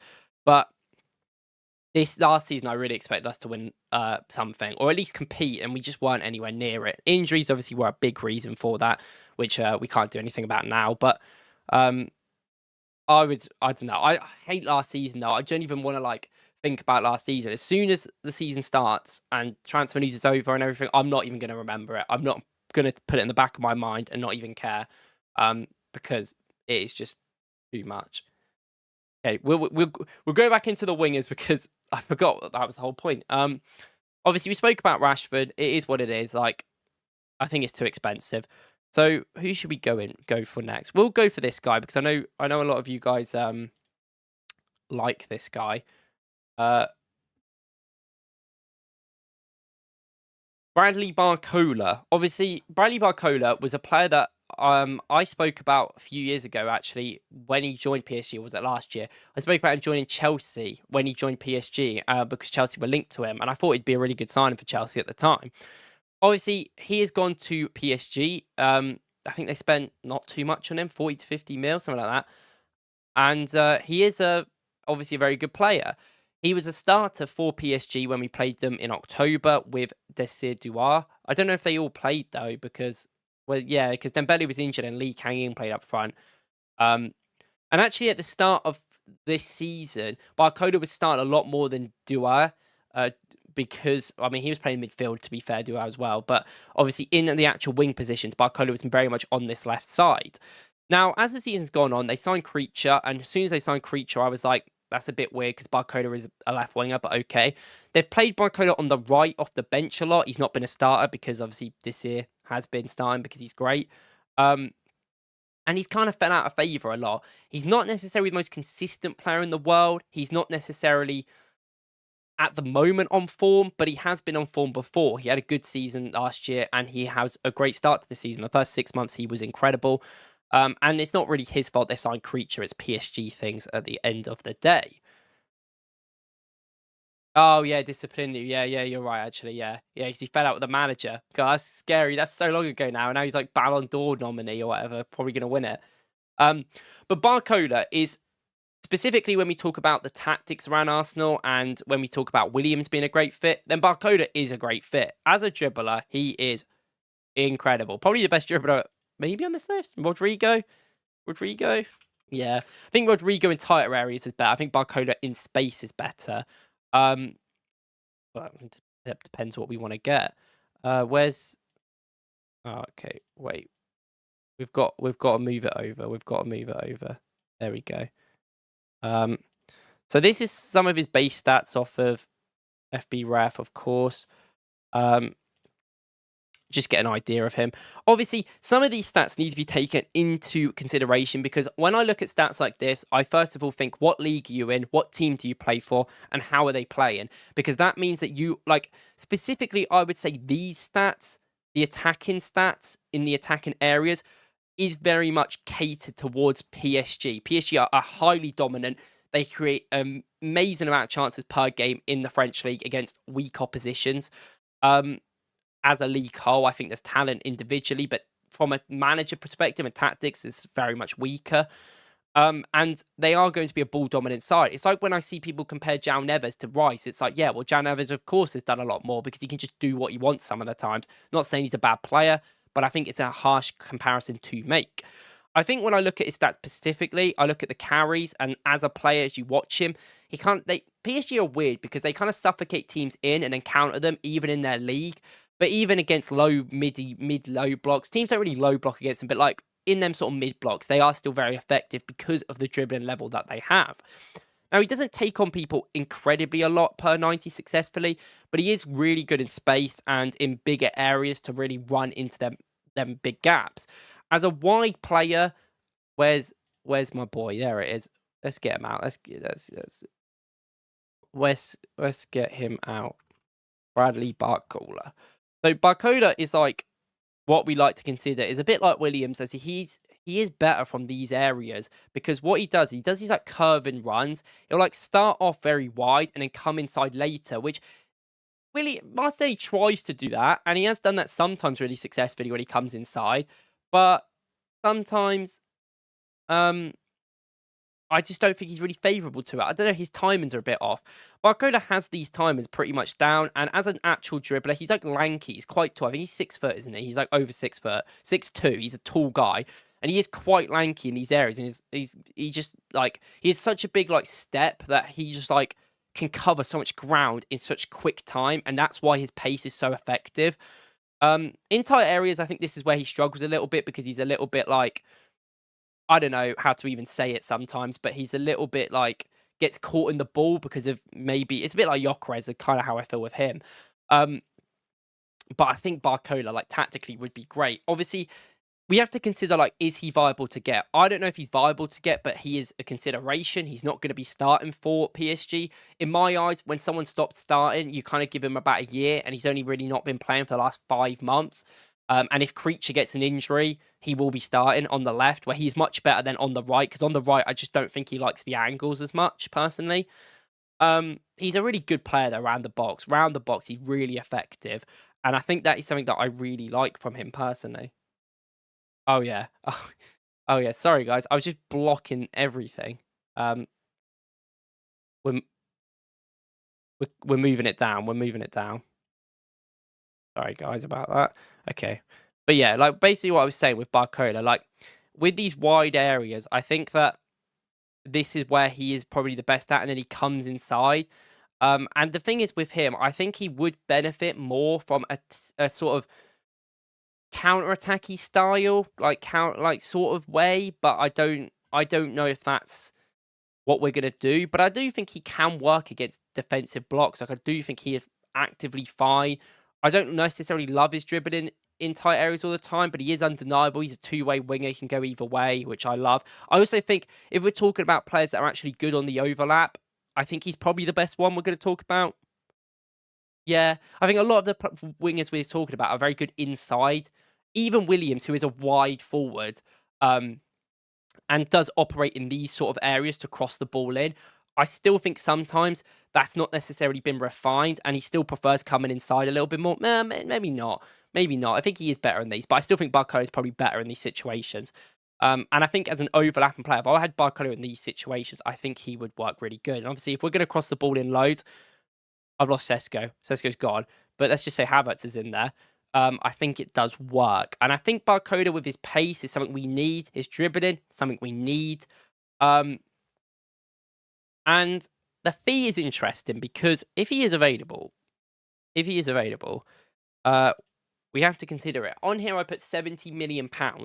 Now, that's probably a high end, maybe. It's hard to really determine if this guy is a gettable, really, with the situation at PSG. Obviously, I put 8 out of 10 here on the ratings. The ratings are what I felt like at 4 a.m. one day, so maybe they're not necessarily how I think when I think about things, but I still think Barcola would be one of the best options to get. I 100% agree. I think he's undeniable. Yeah, he is better than Martinelli. Well, I think most of the wingers we're talking about, respectfully, are maybe better than Martinelli. I think he is better than people think, but yeah, I agree with that. And the thing is with him, he is different to Martinelli as well, and that's what I think makes him very viable to come in. I like Barcola. I just don't. I really don't think he's viable to get personally, and I think that's why I'm a bit like, I don't like talking about a player that's not viable. But I think if we were talking about like, could Arsenal get him? I think we could get him. I think if he wanted to, he would come, and I think he's a great player. And also, hashtag make Arsenal French again. Like, get him in. We need some more French players. There is so much French talent. There always is French talent. That's the great thing about Wenger when he brought French talent in. Admittedly, we're getting Spanish talent now. I've got the Spanish shirt on. And it's still great. Like, these elite countries are insane. But, I don't know, Barcola would be so fun. And I also think on the right, like, I don't think as a dribbler he would be great. But I think he still would stretch the team out. It'd still push that agenda going forward. And he's still good in them spaces. And I think that's kind of, like, I think that's kind of good. If we can get him for 55 to 65 mil, we should look at him. I agree. I think because his wages wouldn't be. I don't think his wages would be anywhere near what Rodrygo or Williams are asking. He'll probably want like 200k. I don't know what he's on personally. I don't know what he's on at PSG. But I think if you got him on like 200k a week and you said to him you're going to start every game on either wing, I think he would be good. I think we'd get a lot out of him. I think I'm with you guys with like 55, 60 mil. I'd definitely really consider it. I really would. If it gets above 70, I think it's a lot tougher question to ask personally. But yeah.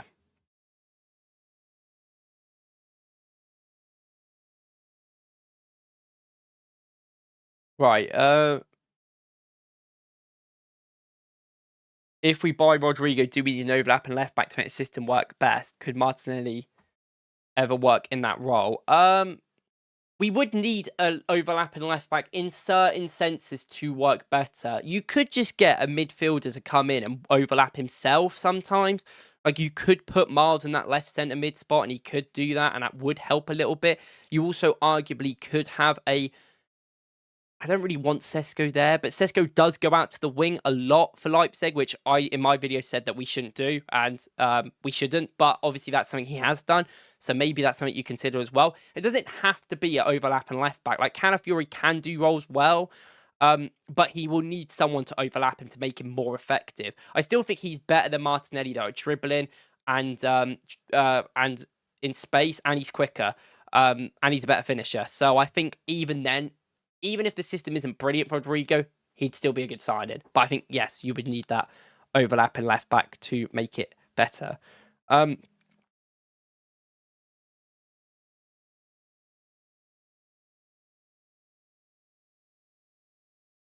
a Martinelli fan, but I love the guy. But I don't. But to be honest, the season before last was not his level, just a pub. Yeah, when he scored like 15 goals. I do agree with that. I do think we used him better though, and I think he got shots away a lot closer. But I think it's been evidently clear his finishing has been pretty poor, and that was something we all considered him to be one of the better ones at the club. I think that has kind of dropped off. I just think with the fact that Martinelli puts so much effort in per game, he is a player that does help us platform Saka a little bit more. I think the players around Saka are probably more of an issue for that than Martinelli. And I think on the counter, if we do want to have like a counter-attacking system or like not a system, but like just a way to play in games, I would still want Martinelli in them areas. Not because his decision making is the best, but because he's fast and sometimes he makes the right decision. I think it's tough because he has had a poor 18 months. He's been better at the end of this season. And I think that's kind of the resurgence a little bit where I'm like, maybe he's worth keeping. And I still personally think he is. But before that, I think the concerns are valid. I think anyone we're talking about here is going to start over Martinelli. So the problems that we have with him won't be as bad because he won't be starting. And Martinelli coming off the bench to be kind of like a, super sub could be a better thing. I'd rather Martinelli on the bench personally coming on than Trossard, even though I know Trossard is a super sub. Long term. Also, Trossard can play in multiple positions, so if you keep both, it is whatever. But maybe Martinelli could be a striker option as well off the bench. That's the sort of thing. So we've got also, I've seen one of you talk about, where is he? Oh, he's below Barcola. Semenyo. So Semenyo is a player that, I did a tweet the other day where I've basically gone through all these wingers quite a lot recently. And, I've been arming and arming of who Arsenal should get. And where's my tweet? I kind of came to the conclusion that maybe Semenyo is the better option as like one of the options. This is before it really came clear that Rodrygo was up for, consideration like fully. It was kind of just paper talk before, but now it does seem like there is actually concrete interest in him. And I've always been a person that has really considered Semenyo quite high. I was actually one of the first people to like talk about him like months ago, and I've kind of been like, he's one of them players that I have an affinity to. I've watched him for years when he's at Bristol as well. So he's one of them players that like I kind of liked a bit more. So sometimes that may cloud my judgment. But where is it? If I switch to oh wow, I'm at the bottom. Where's my feed? There you go. So yeah, basically, on this, I said, but given what we need, the price and availability, I'm leaning towards Antoine Semenyo, but the price depends a lot on that, and that's kind of where I'm at with Antoine Semenyo. Like, I think the price does matter a lot because the quoted £75 million or whatever is way too much. And that price, I would rather just pay an extra 10 million wages on Rodrygo, or even a Leao, or even a Williams. But Semenyo as a direct player is one of the best. He's Premier League proven, which I think has a little bit of validity, because I think overall I'm not really someone that considers things like that, but I do think there's a little bit of like, you have to take him the fact he has played in this league. This league is different to other leagues. I don't think any league is like the Prem. Semenyo obviously is an Arsenal fan. That doesn't really bother me, but like, he wants to come. It's quite clear. I think he'd be able to come if maybe he could force a move for a bit cheaper for 50 mil. I wouldn't mind it as much. I think as a direct player, as a dribbler, someone that is quick to make actions, he's good. Now, he isn't the finished product at all, and he is a little older. Like, he is 25, so when you see the concerns that you have with him compared to a Williams, he is older, and it is a little bit more of, has he got the same seeding as Williams? Personally, probably not, but who really cares, because that's not what we're looking at. I just think he's really good, though. He gets shots away in really good areas, and he is a good finisher when he like gets these shots away. He's good at shooting from at the edge of the box, which is something we kind of need more of, but Sesko will bring that as well if he comes in. And I do think, well, I mean, yeah, I mean, you see the price there, 60, but I put 8.5. Maybe that's way too high, because I think Barcola, in hindsight, and me actually talking it with you guys, probably a better signing. But with the prices that are going around right now, I think Semenyo, he's only on like 60 grand a week, bear in mind. Put him on 120, 150k. That is not that bad. That is not a player that has to really demand much every game. Will he start every game over Martinelli? It's debatable, but he can also play on the right and come in for Saka, which is another great thing to have. And I think he is really good. Like, 60 mil, I do think is too much. I agree with you guys. Like, I think 60 mil is probably a little bit too much overall, but ultimately, if you could pay 55 mil, 50 mil, let's say, or even 60 mil, but it's with clauses and add-ons, and then you can not pay a lot of upfront, I think that will help Arsenal financially a lot more than spending 50 mil exactly on a Williams right now. But he's not exactly that exciting win-now player, is he? He is 25, so you kind of want him at that age to be at a level where he is a win-now player, but he's not. And he's just not overly exciting, I think, from maybe that club perspective. Is that really that deep? Probably not. But I kind of want Semenyo to come in as a... this is crazy to say this, but like as a third option. Realistically, if we don't get Rodrygo, if we don't get Williams, who are our main two targets, it looks like, and what I kind of believe, and we don't go in for Barcola, or Barcola's not available, I think if you're looking at a fourth option that is cheaper than some of the other options, I think he makes sense. And I just think he's really physical. He's really big. And I do think that is something that a lot of these wingers don't have. And Leao has it. 100% Leao has it. But I don't know. I kind of see a little bit of Leao in him when he plays it, when he dribbles and stuff, when he runs with the ball in space. I think that, like, it'd be interesting to see. He does obviously play for Bournemouth, and they play a very different football to us. Like, probably like the polar opposite to us. If them and Forest are probably the two teams that play the most different to us. So that's obviously going to take some adaptation. How is he good? Is he going to be against low blocks consistently? I don't think his dribbling's incredible, but he's okay. I don't think... I think he shoots a little bit too much, but that is what we need for that direct approach, especially when we have them high turnovers, which we talk about. We give away the ball a lot. I think we need to kind of do that. But I don't know, like... Yeah, that is true. That is true. That is true. That's true. That's true. That's true. Oh, where's we'll get his stats up. Where is he? Semenyo. Right. Yeah. So I don't know. That's kind of how I feel with Semenyo. I don't know how you guys feel. Like, where's... He got 11 goals last season and 5 assists, which is a very acceptable level for a Prem team. And he had a 10 XG as well, so he's getting in the right positions. Like, it's not like... He didn't overperform his stats like that much, really. That's pretty normal to overperform your XG by 1 and your assists by... I mean, he actually underperformed assists, which is rough. So which is a pretty normal stat. You look at his like little bit of detail, and I think this is a little bit more comparable to a lot of the Arsenal players, because obviously same league and everything. He's not entirely a player that's on the ball a lot, but that is how Bournemouth play. They're very counter-attacky. They're very much a very aggressive team. So they don't like half of the time they don't even need their forwards to have the ball. They just lump the ball up there and then it's knocked down, second balls, get on the end of things and get there. He does work hard defensively, but that's also part of their system. Do we want him doing this amount of defensive work for us? No.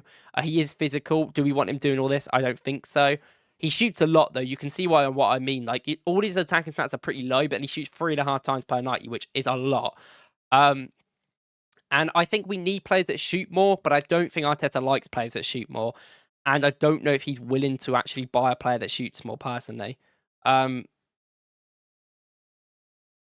Yeah, if we sold Martinelli, Semenyo would be a great second backup to our left wing and our main purchase. That's genuinely what I think as well. But I think obviously the price is difficult with that.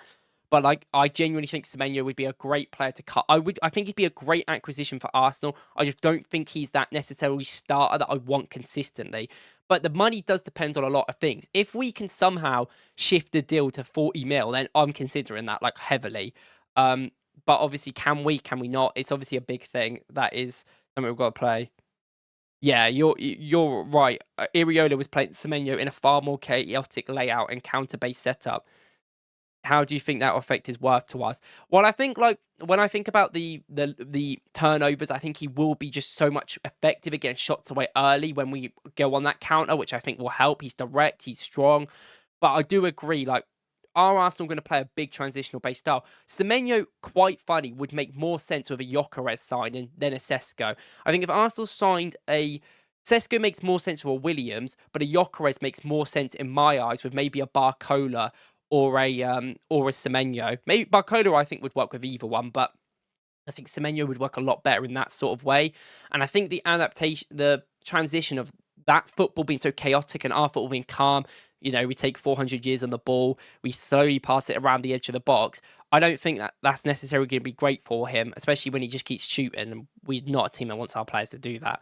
But I think he's a good player. Like, I think it's difficult. It's difficult to know what direction Arsenal want to go in with these players. And I think considering the links that has been going on, he is not a player that is what we are considering right now.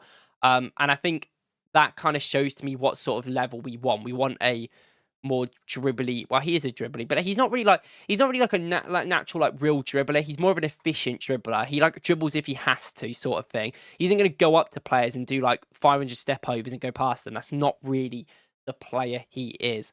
I think if Semenyo came in as a Trossard backup, he'd be a good player. But do I think that's going to happen? I don't think so. Semenyo should cost less than Burmo. He should do. If he will, is a different argument. Yeah, I do agree. I would do agree.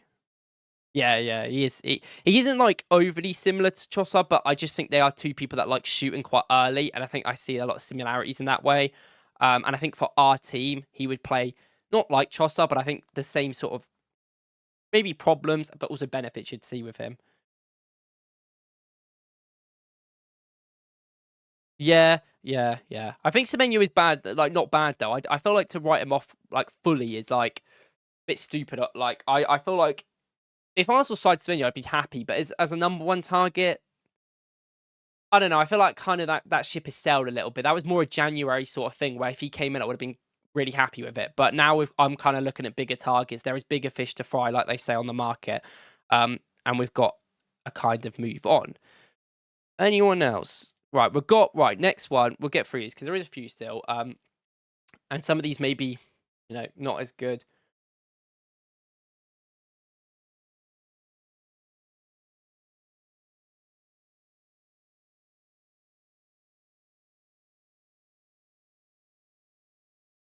Kevin Schade is really good, I will say, but I still think he needs another year before he goes to a top club. I know he's linked to Dortmund.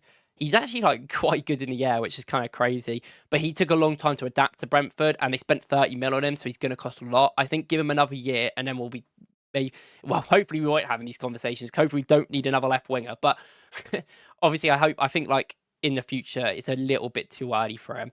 And now we're going to talk about obviously Ademola Lookman, who I do think is kind of disrespected. Like, I think this guy has not really been given the credit he deserves over the last 6 months, year. Like, I think 2 years ago, obviously, well, not last season, the season before, when he won the Europa League, was excellent. He was excellent this season as well. I think everyone was talking the town, Lookman, Lookman, Lookman. And we had like a little look at him, I think, in January, maybe not last year, the year before. I can't remember. It was a long time ago. We had a look at him. Obviously, nothing really materialized. I don't think we necessarily were that sure on him. And I can't believe I put 8 out of 10. I may, again, like I said, don't look at the ratings too much, because I'll probably reconsider that a lot. But I do like Lookman. I like Lookman a lot because he is just that really nifty dribbler in tight areas. And when I look at wingers, when I look at what Arsenal need to sign, the first thing I looked at was dribbling. Like, you look at dribblers, you look at high dribble players, and you look at players that are good in these sort of tight areas. And Lookman is one of them. That's why I considered him. I also think from a ball striker, he's improved a lot when he was at the Prem. I think that was one of his weakest parts at the Prem. Because he can score the insane goal, and he's always had a good finish on him, but he's consistently not had that sort of level, which has been a big problem for him over the last couple of times before he went to, obviously, Atalanta. But he's been really good at Atalanta, and he is a player that we were talking about, Semenyo, not dribbling wise, but in other ways, he gives me Semenyo vibes. He shoots a lot. Like, he shoots 3.6 times per 90, which we do need. And I think a lot of his shots are in bad locations. I think he shoots a lot outside the box, which is, I don't know, we shoot a lot from outside the box genuinely. So I don't really know how to, really identify them stats. Is that good? Is that bad? It kind of depends how you think, because realistically, I know how Atalanta play, and they play very much on that edge of the box. And that's kind of how we play, but they're a bit more quicker at things. They do play a little counter-attacky as well. But he has width. Like, he's always the player to come inside for Atalanta, because they have wing backs, they have players that create that area to the left of him, so he can only really come inside and get into them sort of central half space areas. A lot of the time he doesn't even do the build up for them. That's why you don't see him on the ball a lot. He does carry it a little bit, but that's mostly on the break. But against settled play, against like low blocks, he is usually getting in the box. He's in that left side channel. And yeah. And I think as a dribbler in tight areas, he is class. Like, I think he is really good. As a ball striker, when he gets a little bit of space, he is really, really good. Is he going to have that space consistently in the Prem? No. Has he played in the Prem? Obviously, he's played multiple seasons in the Prem. And I actually really liked him at Leicester. I think Fulham, he was a bit on and off. But at Leicester, when he came off the bench a lot for them, he was actually okay. But he was a good squad player for a Europa League team, let's say. And obviously that doesn't matter now, because he's developed a lot and he's become one of the best wingers in the world at Atalanta. But sometimes Atalanta do boost their attacker stats. It's like the thing that Nagelsmann used to do at Hoffenheim, where he is like that sort of player. But yeah, look, you look at the similar people and this. Obviously, this is stats driven and not necessarily like system driven. Like, I think he plays a little bit different to some of these. But I would say, like, if I think about players that remind me a bit like Saka is obviously like great at everything, and I think the reason why he gets disrespected is because, in my opinion, he's like elite at everything, but not probably the best in the world at one sort of thing, where that kind of goes against him. I think Lookman, not in that way, but I think Lookman is actually good at a lot of the same things Saka is, with the same sort of dribbling style, like in these sort of ways. He's a bit stop-start. He's a little bit more technical, I'd say, Lookman is, than Saka's a bit more efficient, practical. He's not really going to do all these fancy tricks. Lookman's very much give and go player. He likes running. He does like running in behind. He hasn't done too much over the time at Atalanta, but he has showed before, and he used to play up front quite a lot. I do like Lookman, and I think the problem is with him, he's a final third player that comes alive. He's not a player that really affects the play everywhere else. Like, I think what Arsenal need is, we do 100% need that final third player. Like, we need a Rodrygo, because he has that final third X factor where he can create things, score things when you need it to, score from like these sort of locations, and like put an incredible pass through. Very much like what Lookman can do. Lookman in these sort of areas can do that as well.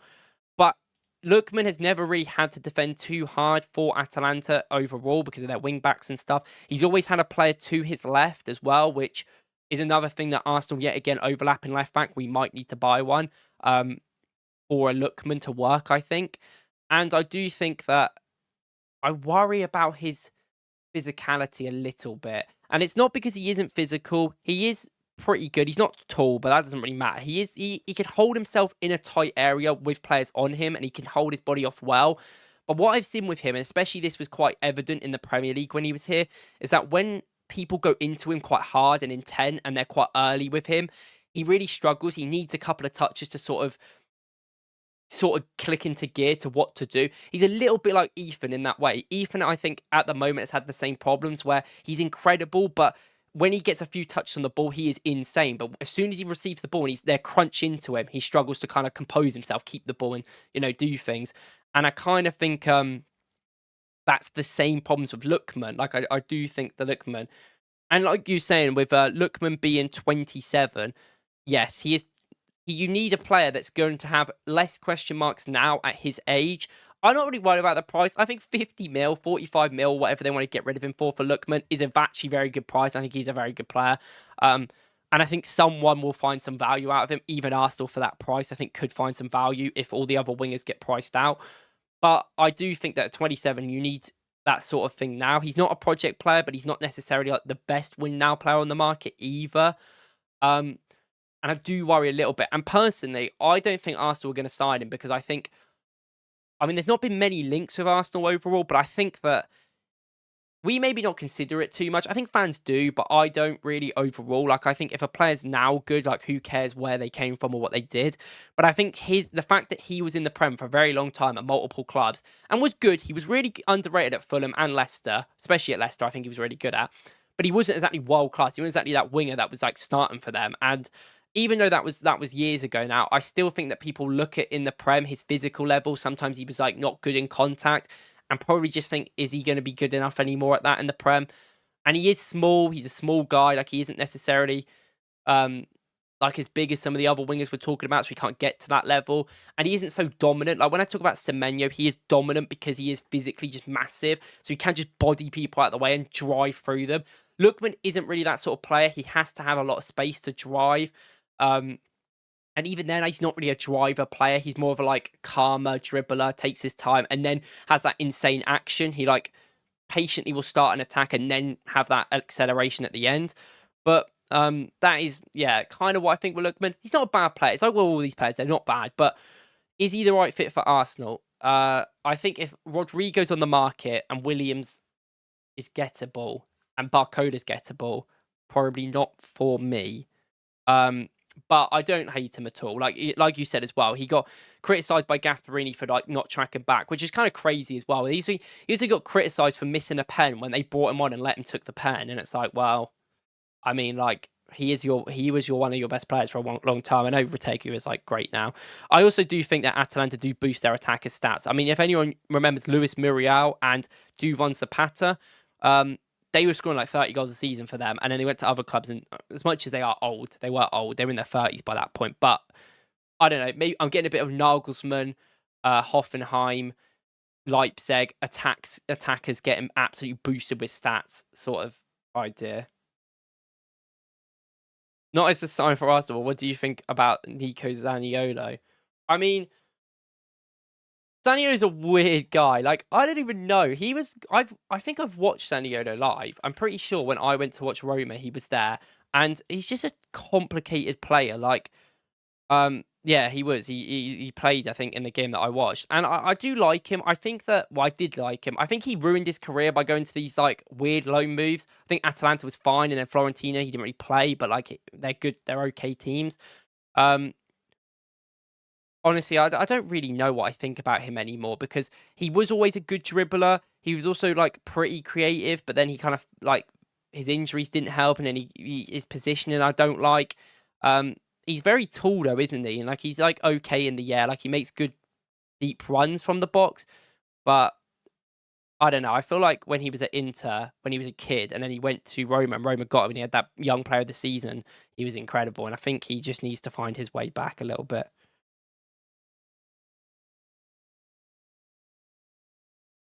Yeah, Illich as well. Yeah, like that's what I mean. They just it's just loads of them. Right, where's my thing?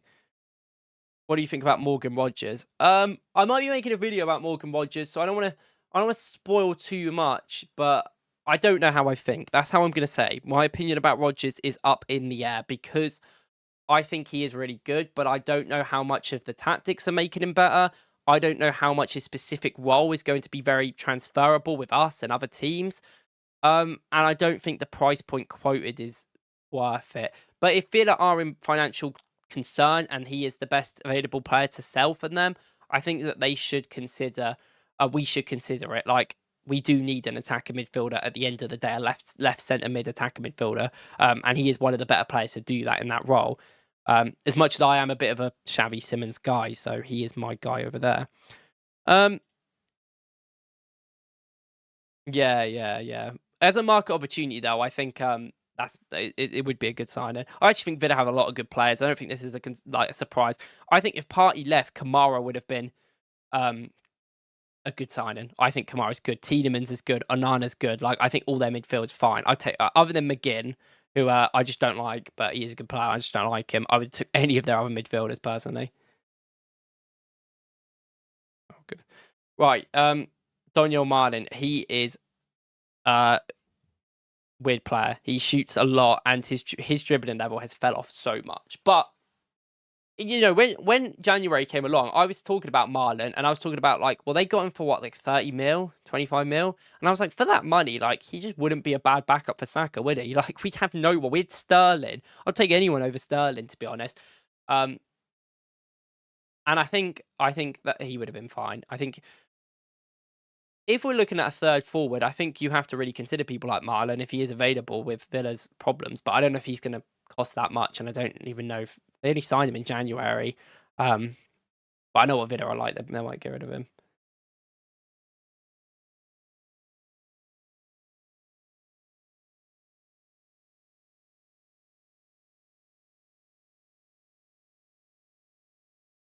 Yeah, so we're talking about Gordon now.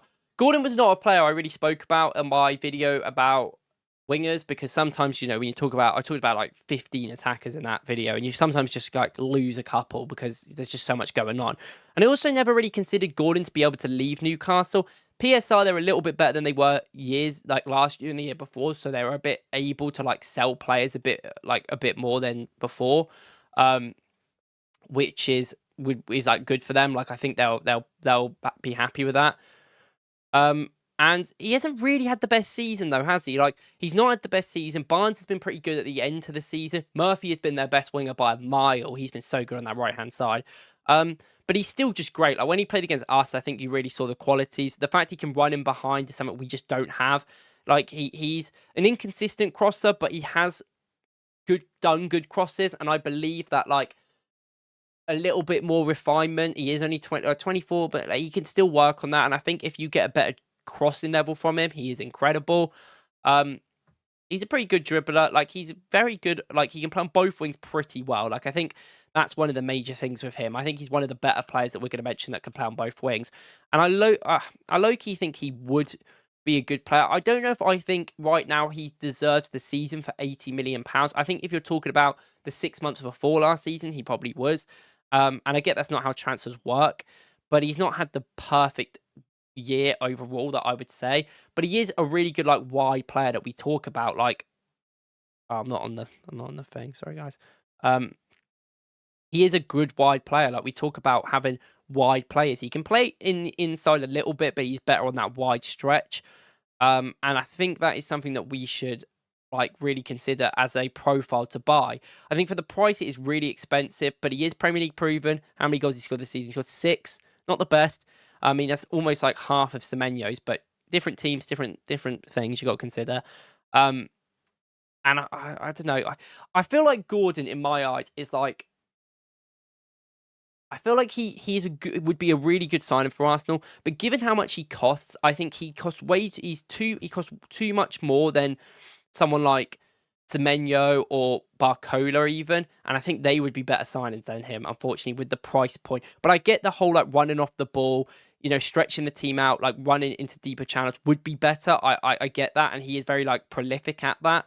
And he's Premier League proven, which some of the players we spoke about aren't. It's just a weird player. I never really think Arsenal were going to go in for him. I don't think he's an Arsenal type of player, personally. I don't think he's an Arteta type of person. And I don't know if he'd even come, to be honest. Yeah, that's the thing. Like,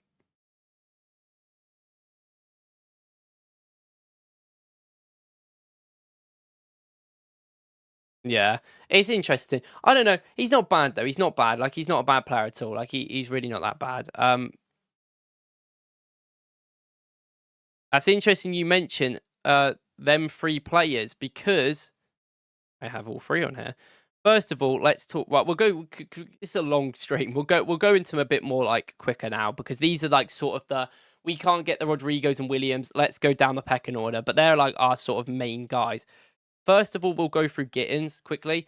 Gittins is weird because on here I put price to buy 50 mil because that was when I made this like a couple of weeks ago and that was sort of how much I expected him to be. But it looks like Chelsea are in talks for about 30 to 35 mil, which in my opinion is probably how much he actually is worth. And that does change my opinion a little bit. Like Jamie Gittins as a 35 mil player is not a bad sign and he's a really good player. And I think for his sake, he should go to us over Chelsea. But I don't think we'll want him. I think as we talk about dribblers, I think he is probably the best dribbler on this list or up there with Rodrygo. He's definitely on the same sort of level. And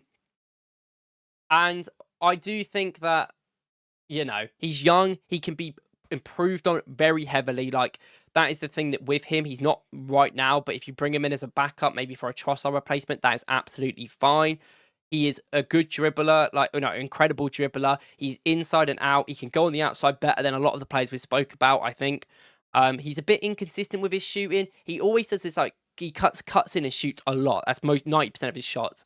But he shoots way too much. Sometimes he cuts in and shoots before, like, a defender's, like, not even, the defender's still there and he just blocks it.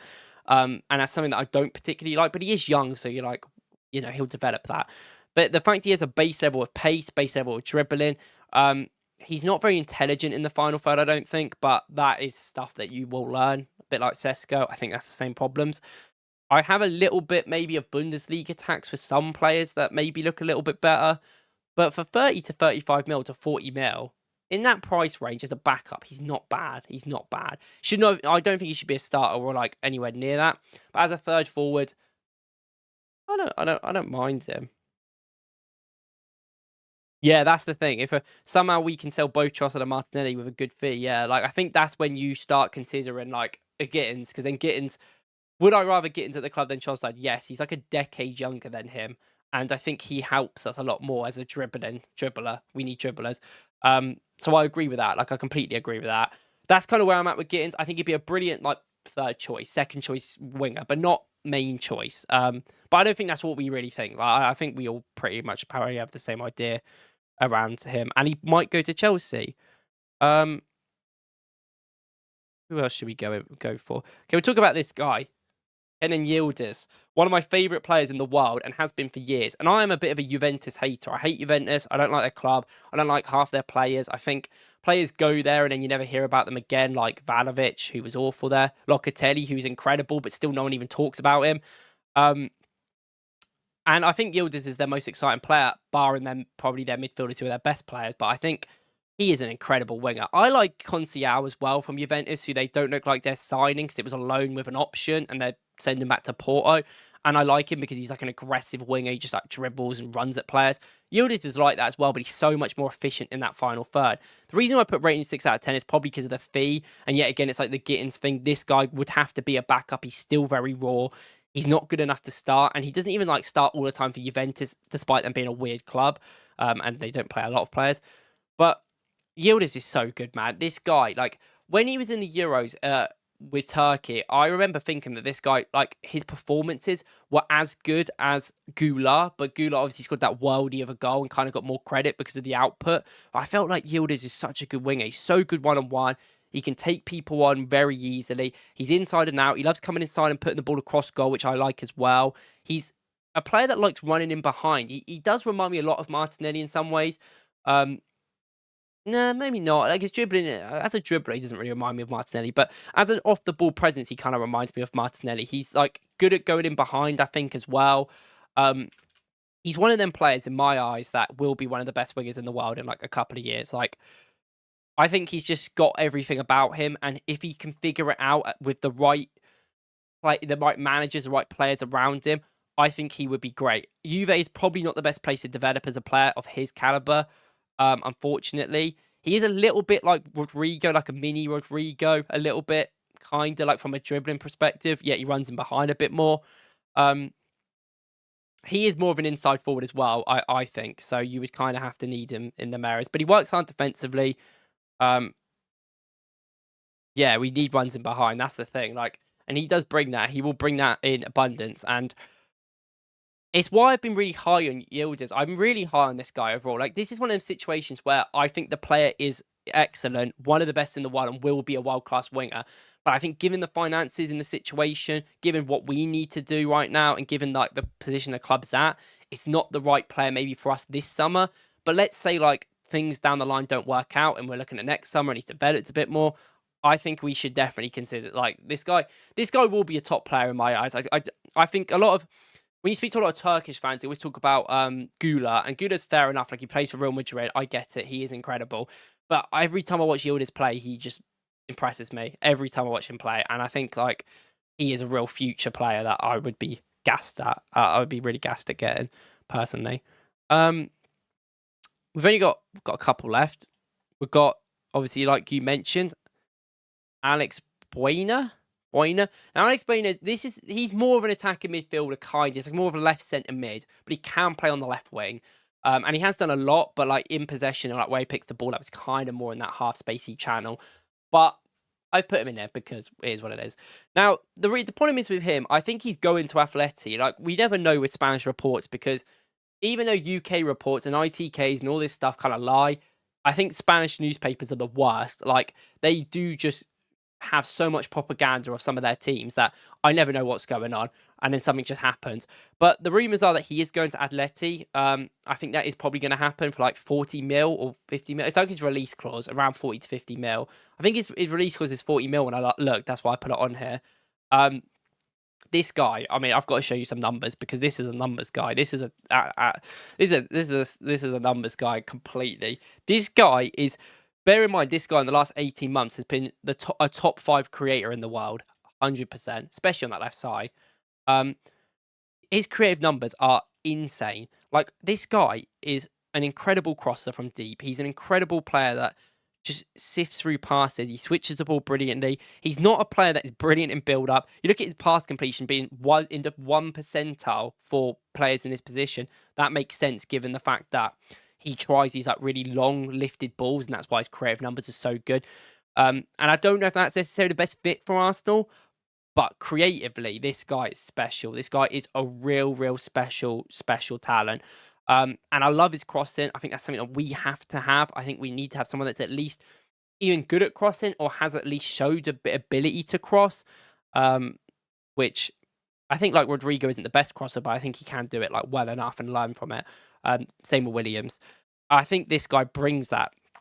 Now, this is weird, because this guy, I think, would play left centre mid for Arsenal, not as a left winger, because I do think he's better inside. And I think when you think about him in them ways, I don't know, it's certainly an interesting candidate to say. I mean, how many assists he got this season? He's got 9 assists, but he's always getting loads of assists. He got loads of assists last season as well. And Alex Buena is just like, he is so good. Like, I think he's one of them players that just because he's at Villarreal doesn't get the credit he deserves. He's like a good passer. Like, the carries are here, but I kind of think like they're a little bit like Odegaard carries, where like just no one's there. So they're boosted a little bit.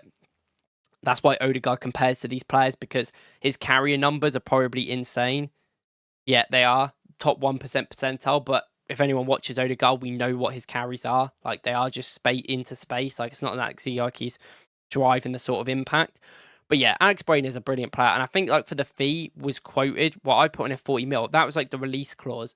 That is like tempting, but obviously I think he's going to Atleti, obviously Spanish, makes sense in many ways for them. Versatile as well. He wouldn't come in as our natural left winger, but if he was a backup player, like we're mentioning with a lot of these, he should be considered. I think he is one of them great players in them ways. I just think he's great. Alex Buena is a brilliant player. Like, he really is really good. I've been watching him for years, but I don't know if like he's really, yeah, crosses to Sesko and Havertz. I do think the cross is like, that's the thing that really gets me with him, is that every time I watch him, I've always known he's an elite crosser, like one of the best. And when I think about it, I'm like, we could just play him in left centre mid. I mean, he's only 23. Does he need to start every game for Arsenal ever if we spent 40 mil on him? No, we could easily have him as a backup. And I think he'd be really, really good for us. I think I'm more high on him than some of these other like squaddy players we're talking about, like a Gittins. The Gittins price is tempting, but I think even a Yildiz with his price as well. I think Buena was the one I was probably more considerate, but he's not really had that much links to Arsenal in a long time. He looks like he's going to Atleti, so that's whatever. And it seems quite unlikely for it to happen. I also think when I look at this guy, as much as he is like a left winger kinda, I kind of look at him as that left centre mid profile. And when I think he's left footed. I think he's left footed. Yeah, he is. He's left footed as well. I did think he was because most of the crosses I have in my head are him like curling it with his left foot into the back post. Not my light over. Which is another thing which worries me. We don't want any really more left footers in that attack unless we have to. We've got too many. We need some right footers in there. So that is something that I would consider. Next, however, the reason why I'm like a bit, I don't know, not sure with this guy is because I kind of think he is that attacker midfielder. And I think if we're looking at attacker midfielders, then Eberitzi Eze has to be considered. Now, he's in this list because as much as he isn't a winger, and I don't think he should be playing as winger for Arsenal, he can play left wing. And there's certain times in possession and off the ball, he will play in left wing for Arsenal if he was to join. He can overlap and allow the inside forward type to come inside. He's not really like great out wide, but he's probably better than some of the wingers we're talking about, which I do think is considerate. Yeah, I agree. I agree with like that with Buena. I think left 10 is like where I put him for the start, but he could definitely develop because he is 23. This guy's been around for ages. I don't even consider it. But Eberechi Eze is like an interesting one because I think his release clause is around 60 million, 58, 59, which is a lot of money. Obviously, you can pay that in installments. He's not on like the huge amount of wages, like, and we could probably get him on a bit lower. Because he's one of them players that is English, so he'd probably understand like playing for Arsenal a little bit more. Would have to, it'd be a bit easier to convince him to play for Arsenal with less money, I think.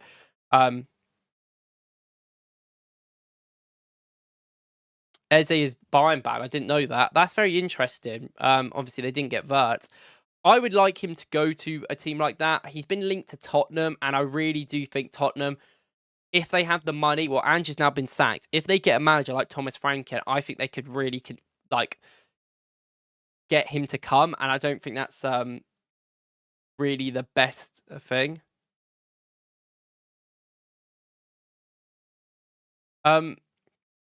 Yeah, like I don't know, like I think Eze to Arsenal is probably run its course. I think if it was going to happen, it was going to happen last year, and I would have still been happy with that.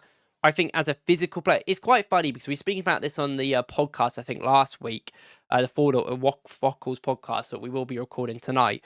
But when we spoke about him, it was kind of like when he played at QPR, this guy was in huge amounts of spaces, doing what he wants. He was an insane dribbler, going past everyone and scoring goals.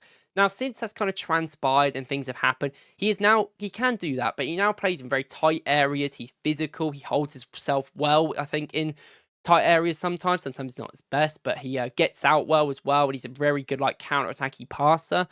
And he's a really good, like, late rider into the box as well. He's got a good shot on him at the edge of the box. He's quite efficient. His creative numbers are always good because he's a great creator. And I do think Eze has kind of turned into a player that really would benefit us. He's good. Like he's not like an insane dribbler anymore. In tight areas, but I still think he's really good, and like he'd be really good in them little areas to get us up the pitch in attacking areas, and then sort of create. And the reason why I'm a bit confused, like really, the reason why it's not likely to happen, and is why I'm not really considering it, is because Eze is a player that deserves to be starting for elite teams. Like, as much as Tottenham have won the Europa League and they're in the Champions League, just sat their manager, him starting for Tottenham every single game would probably be better for him than sitting on Arsenal's bench for most of our games. And I know he'd be incredible in that left centre mid role for us, but we've just signed Zubimendi, or rumoured to. Rice is obviously still there. We've still got Partey. We've still got Miles who can play in left centre mid. We've still got all these other options. Marino is still there as well. I find it hard to find where he fits into the team consistently. Now, if we play a double pivot with Rice and Zubimendi, wait, we'll go on the little thing to show this. Oh, But if we play a little double pivot of Rice and Zubimendi, he can be that 10. Like, he could be that natural 10 in these areas. Now, he does benefit and does want these left-sided areas a little bit more, which actually is probably what we want from these players. That's why we consider it. And in possession, like, it would be fine. Like, you just move Rice to right centre mid, whereas I arguably think Rice might even be better than the left sometimes, which I don't have an issue with. But he's not going to start every game. Odegaard is going to start, as much as some people won't like that. And then we've got Waneri, we've got all these players. Like, where are we going to fit these all in? Like, I get it's a big squad and people deserve minutes, but when you're young and you're not necessarily guaranteed to start, you can probably accept when Larry's not going to play as many minutes as someone like Odegaard. But with Eze coming in for 60 mil, he would be expecting to play every minute, especially with teams like Bayern and Tottenham rumoured to get him, which are teams that will play him a lot more than us. Wow, that'd be fun. No striker setup. I mean, I don't know. I think as well he's a little bit more suited to a counter-attacky style than against a low block, and that's always been like a concern with him. And I don't know, but I don't know how much, like, every team kind of plays a bit more counter-attacky than us overall, other than we've tried a little bit. And I feel like we could adapt to that. I don't know how I feel about that against yeah, I get there is enough games and there's rotation that could happen, but like a 60 mil player is like wants to play like 30 games a season, and it just is Arteta really going to rotate that much? We know what he's like. Like, we've got to think about the manager we have, and I don't really know if he will.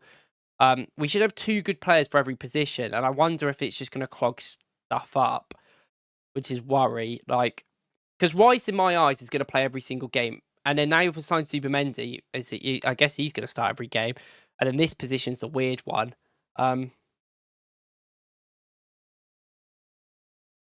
Yeah. Well, this is what you're saying there, Sol. It's like, I completely agree. Like, I'm not sure how I feel about Odegaard in a 10. I feel like he can do a better job properly when he's able to roam a little bit more and go in these spaces. But I'm not sure how I feel about it as a longevity thing. And I'm not sure if Ethan or Dowman are anywhere near the level like we need in these areas in all phases of play. The problem is with Odegaard, he is better deeper, but Waneri is better in the final third. We kind of need a mix of a bit of both of them, and I think Eze might bring that in many ways. I don't think he's a good enough presser compared to Odegaard, but I think that's fine. It might be a bit easier for him, if anything. So I just think, yeah, I do think that, like, I've always been going on, we need a natural 10. We need to get another net 10 in because of these options. And I think when you think about it, Eze in this 10 role makes a lot more sense, I think, than someone like that. But he might be too expensive, and there might be just better attacking midfielders to get out there who are cheaper. I mean, even Bueno would have been cheaper, but obviously he looks like he's going to Atleti. So we kind of like can't really speak on that much. But yeah, that's what I'm saying as well. With like, do we really want like Arteta's just not going to play these players that much? They're not going to want to come to the club, I feel like.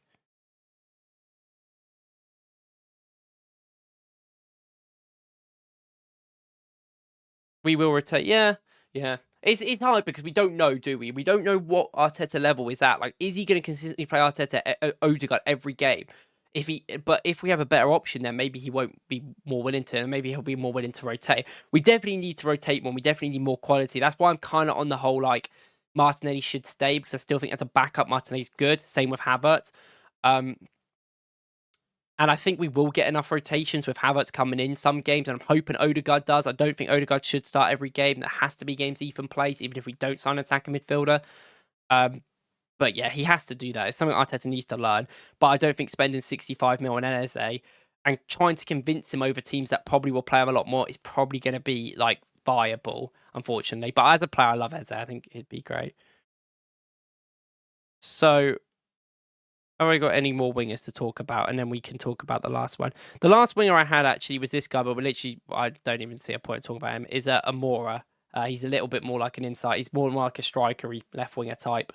I only put him in there because he's really cheap, and I thought if we get rid of Trossard, he could be a good backup. His stats are good. He's in my eyes, he's going to be really good next season, even more than this year. But yeah, I don't know. I spoke about him in the video, I think, when I did the transfer news, if you want to see more about that. So, Go back here. So yeah, so I think when I talk about what wingers do I want in this team for the future, I think we're looking at what do we need? We need a wide player, but an inside forward can work if they are undeniable in the qualities that they have, which we have seen. And I do think that maybe with an inside forwardy type of player, we would have to get a overlapping fullback in. Is there good fullbacks out there? There's a guy from Strasbourg, Molino, who looks okay. There's Gutierrez, if you can afford him, from Genoa. He's quite expensive. And there's some other options that I spoke about before. But it's interesting. But apparently Arsenal are looking at someone. So maybe it's a youngster. Maybe it's a winger we can convert into a bit of a fullbacky role. I don't really mind it. It's more about profile than it is quality. If you have a player that literally can just cross the ball in, that could be a good thing to have. Arguably, we had that with Tierney, but unfortunately, that's not worked out. I think for me, if you're talking about number one targets, like I think it's not this guy. It's not this guy.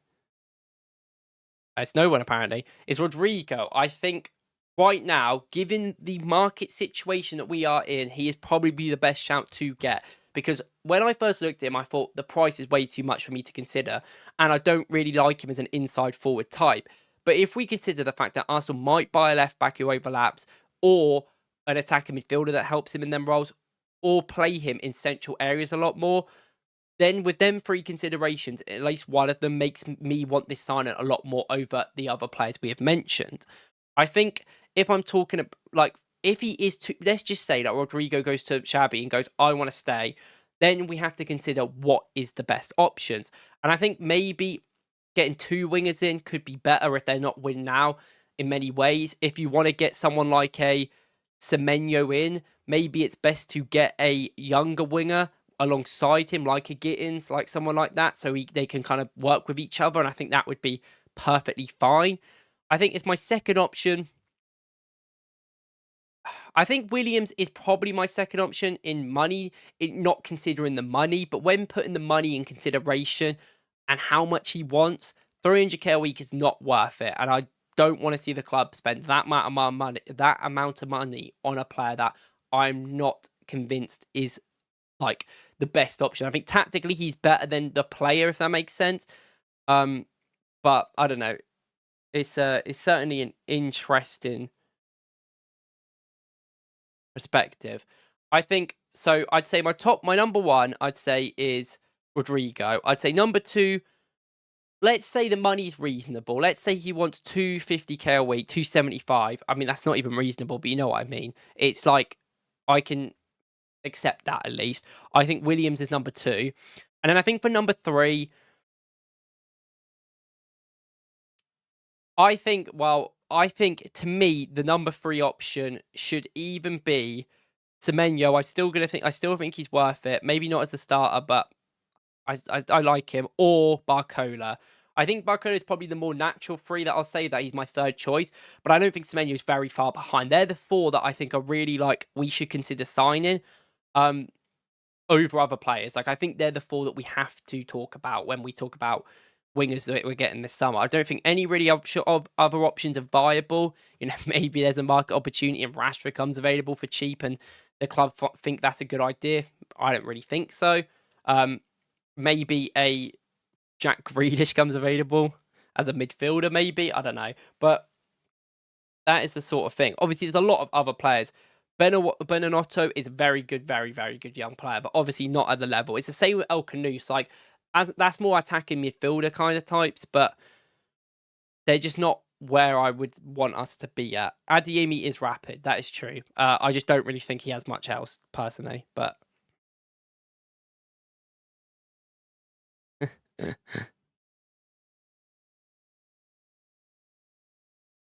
Yeah, exactly. Yeah, it's true. If we sign Sesko as well, this is in the mind that we're signing Sesko over Gyökeres, and that's where I kind of come into the Rodrygo perspective.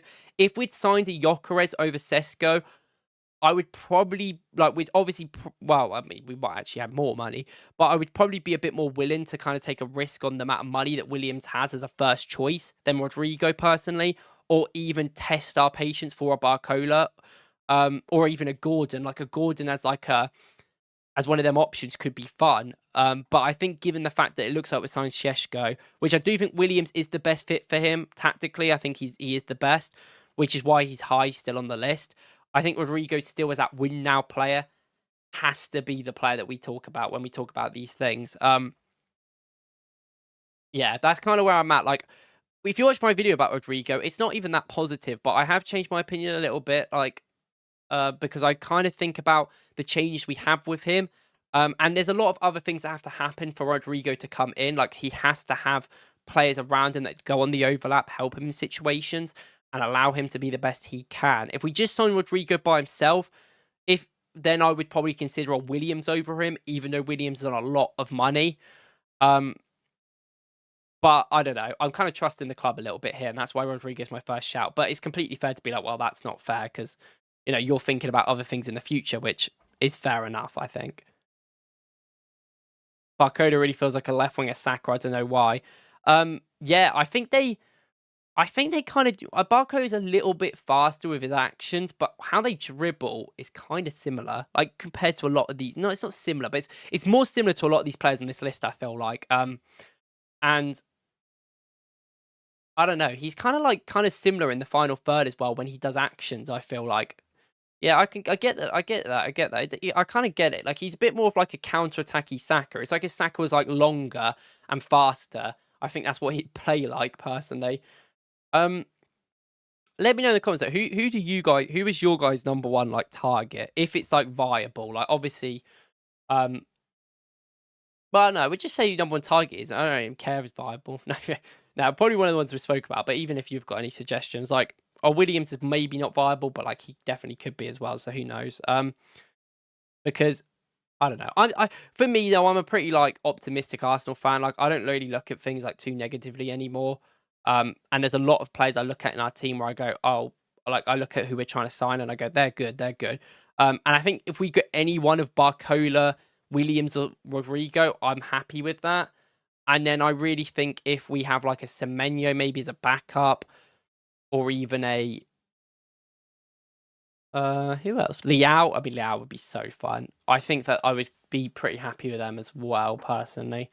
That's kind of where I'm at with the whole winger situation. But it is a very like in-depth thing, and it doesn't necessarily like it's not over. It's going to take a long time.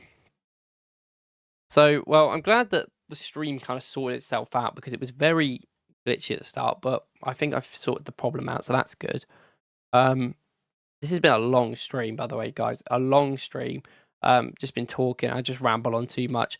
We're going to be recording the Woklz podcast. If you want to watch that, watch it on the Forder on Football YouTube channel, where we talk about just stuff like this, really, about Arsenal. And that's going to be uploaded tomorrow, but we've done one for the last couple of months, so go and watch that.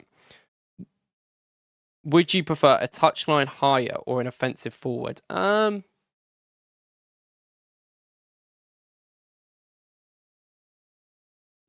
a good question. I think.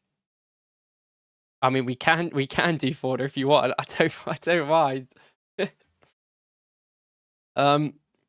Would you prefer a touchline? I don't know. Do I prefer a touchline? Because I feel like tactically a touchline higher is like a better option for us. But I low key think that like to get that X factor player, you need a offensive forward. Like, I don't know. That's a really good question. Someone that could do both. I think an offensive forward I would rather have personally. Maybe maybe. I think that's what I'm thinking about. But that's a really good question. Like, that's one of the things where you're like, I don't know. Semenyo over Leao for me, all things considered. Yeah, I think that's fair enough. Like, absolutely fair enough. Like, we know what Leao's like. This guy is not sensible, bless him. But why is it? Oh, it's because Rodrygo's at the back. There he is.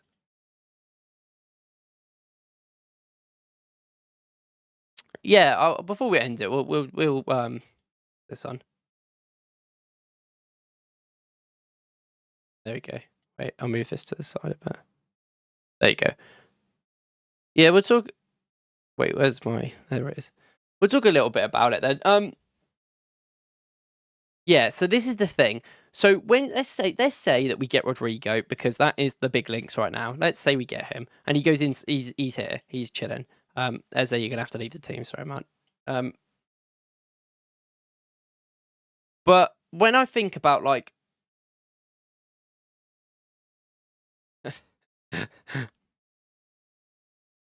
Well, this is the thing, like, when you're saying about this, because obviously we do have quite a lot of options on this left-hand side compared to the right. I mean, Saliba, poor guy, has absolutely no backups. It's literally just him. He has White, yes, but then Timber's here, and then who's the backup for then? Tomiyasu, where is he? He's not here. So we definitely need to buy more players on the right than the left. If we buy another player on the left, let's say it's number 5 here. You do have to admit it is clogging up a little bit. Like it is, this is a lot of players for these positions. Now, I personally think Kivior has proven that he can be the backup left centre back, and that could be just his role. I don't think in left back he did a good job until Bayern, and I don't want to make it like not aware of that, but he was a very limited role. Like he wasn't he wasn't inverting because he can't do it. He's basically just sitting in the back 3 when we had the ball, and it was a bit easier for him. He's good in this backup role for Gabriel, and I have no issues with him staying if he's going to be this backup to Gabriel. I think he's proven he's good enough in big games to come in. Not necessarily start all the time, but he's good enough in certain games. I think when you talk about left backs, we've got 3 here. That is a lot. Now, Calafiori can also back up here, and this is probably like, he is probably a better player than Kivior in left centre back, but I do think he's less composed and he's a bit more he's a bit more erratic, like to say. And I don't know if that's like where we want to go in a direction. I think Calafiori's a better centre back than Kivior, but I do think he's a lot less like reliable, let's say, right now. And I think Kivior, in my opinion, is a little bit more reliable. So I don't know what the whole Calafiori situation is for that. I think Calafiori, the thing is with Calafiori and Miles is that they both like making these runs centrally, and we need someone to kind of go on the outside. If anyone's going to do it, like Miles can play in left centre mid, and Calafiori could do left back, and they could work off each other and do it. I don't think it would be the worst option in the world. So maybe we don't need to sign an overlapping left back. Maybe that's just kind of the logic of like, we're just going to teach Calafiori to run up the pitch, or even Miles, because Miles is so young, you know, just make him an overlapping player. It doesn't make much sense because his best work is in the centre of the park for Miles specifically. I think Calafiori's best work is probably in these channels, so it could be a bit out wide. But yeah, like an overlapping left back, there isn't much on the market. I do think when we talk about these as well, it's like, how much are they going to play? Is Calafiori reliable? It's yet to be seen, really. Miles is super young still, but he is probably our starting left back for the future. I don't mind this as a backup, but I understand the concerns of getting another left back in. Like, who's going to play minutes? Like, we can't just get Rodrygo in and be like, oh, this left back's going to play every game when we've got these 2 players here. So maybe you're right. Maybe the best way of like is just to get Miles to learn it, or I don't know. I feel like that's a waste of his skills. I guess if this happened, then Miles would be our natural DM backup, wouldn't he?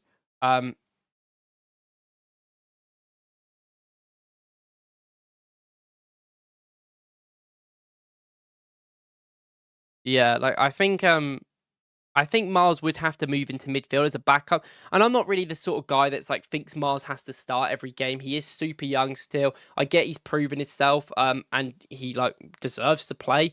But I think there's a certain level of like, give him time, like he can easily just come into midfield. Now that is difficult with Zuba there, but maybe the idea is that Partey stays for another year. And because I don't know what's going on with Partey's contract situation, to be honest.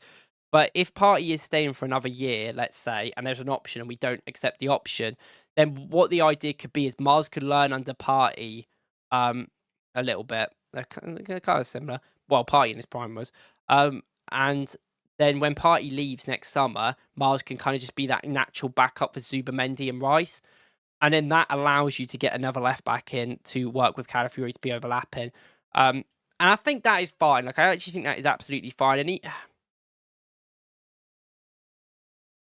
yeah, I agree. What Miles needs to be here, and I think the best way to do that might genuinely just be like buy another left back and put Miles in midfield, because I think he is so good. I think he can do this role easily, and he can do the left centre mid role as well. Like even in games if Rice is tired, I think we'll see this a lot next season. Even if we don't buy a left back, is that when Rice is like tired, he's injured, he plays a lot anyway, we can bring Miles into this left half space. Obviously, that's sort of the diamond system that everyone's been going on about, that Arsenal might play like a diamond in midfield and he would be on the left of it. That will bring you over. Sort of like this. I mean, it's more like this sort of thing. But yeah, this is kind of like the method that they want with the diamond and then the two wingers out wide, which I think makes sense.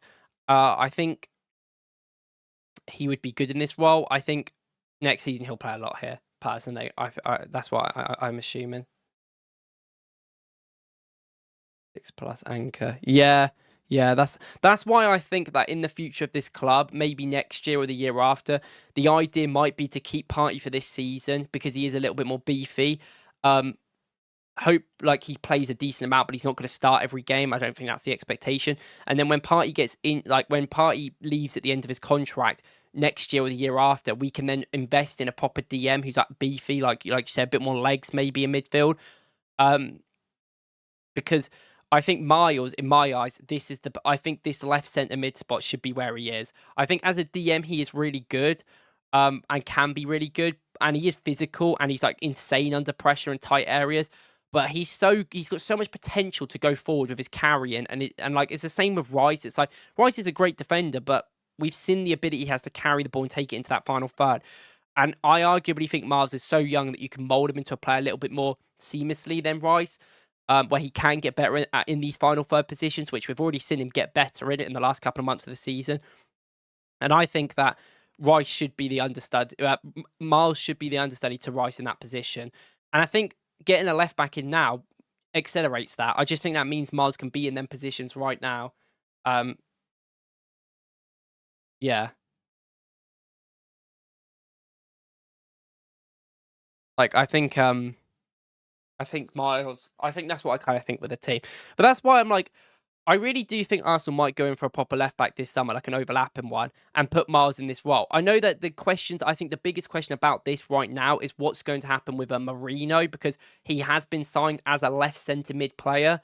And is he playing as a left centre mid? Well, it's going to be hard if Miles is there, Rice is there, and even Havertz is there. You could argue. I think Havertz will probably play there more than Marino. But we didn't spend too much on Marino. I still think Marino's a good squad player to have. And he can come in and out of the team. It's like we're talking about rotations. I'm not really going to hate on the fact we've got multiple midfielders that can play multiple roles in this team. And I think our midfield's been a bit inconsistent as a structure over the last couple of years. Well, this year specifically. But I think with all these players in here, it works. And this kind of doesn't mean that we have to sign an attacking midfielder. Like, I think with all these players in here, it gives Odegaard enough space, enough area, enough help where maybe he will be okay. That is still a concern, but that's probably more of a concern for next season than this. And we've got Ethan. Like, I do think Ethan is at that level. If we get him more space, he will be better, in my opinion. Yeah, I think Zubimendi will be good. He will be good. I love Zubimendi so much, but I think he's going to be better against low blocks. And this is the last thing I will mention before we end the stream. It's just that getting a Rodrygo in, getting an overlapping left back as well, but even in many ways, Miles and other players, these players will help us against low blocks and mid blocks. It is our biggest worry. I actually don't have much worries about Arsenal in big games, other than like being able to put the ball in the back of the net. But from a tactical perspective, we are very good in big games. It is just literally trying to get the ball into these areas. And Zubimendi will help do that because he'll actually put balls through into the midfield a lot more than out wide, which we have a lot at the moment. Rodrygo will pull players out of position, creating space. You've got to think a Šeško could be in the middle, be dominant in the air, and actually win some headers and good. Well, Havertz wins headers, they just don't go in the right place, unfortunately. And that's kind of what I'm feeling like. I'm feeling like our aim this summer is to kind of really neglect the problems we have against low blocks, not just kind of like dismiss to get rid of the problems that we have against mid-physical blocks. It's not really like low blocks in a sense, but I even think that we haven't been particularly great against low blocks this year. You can argue White not being fit and overlapping runs is a big reason for that, which is a little bit. But yeah, like personally, I think that's kind of what I think. Yeah, I agree with you guys with Marino. Is Marino really going to be expecting to start every game? Probably not. He'll literally come in. We know he can do a job up front if he has to. He can do a job in all these midfield positions if he has to as well. Like, if we're holding out for a lead and you're like 1-0 up, then you want to bring Marino on. He's a great player to be very resilient in these positions.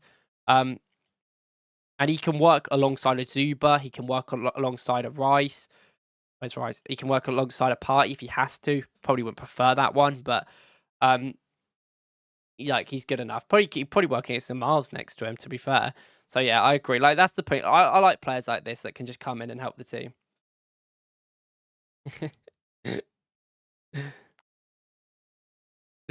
You're right, John. I just can't stop talking. This is the problem. I'm recording the podcast as well in a sec. But yeah, I think I've basically gone through all the players. I'm gonna make like a proper video. Obviously, there's gonna be people that don't like streams and don't want to watch the, unedited mess of the stream of me trying to sort things out, which is absolutely fair enough. So I'm gonna go and probably make a proper combined video about some of these players as well. I think I want to make one about Rodgers as well at the start of next week. But we'll obviously see what happens with the transfer news and in the future. But I mean, I appreciate you all for turning out today. It's been a long stream, but I enjoy these streams. I want to do more. I want to do at least a couple a week, maybe. I need to find the times to do it and the best times to do it, because obviously a lot of other people stream and I don't want to make their viewers or lose viewers because of that. But I'm not really too bothered about any of that. It's just fun to do. But I appreciate you guys as always. I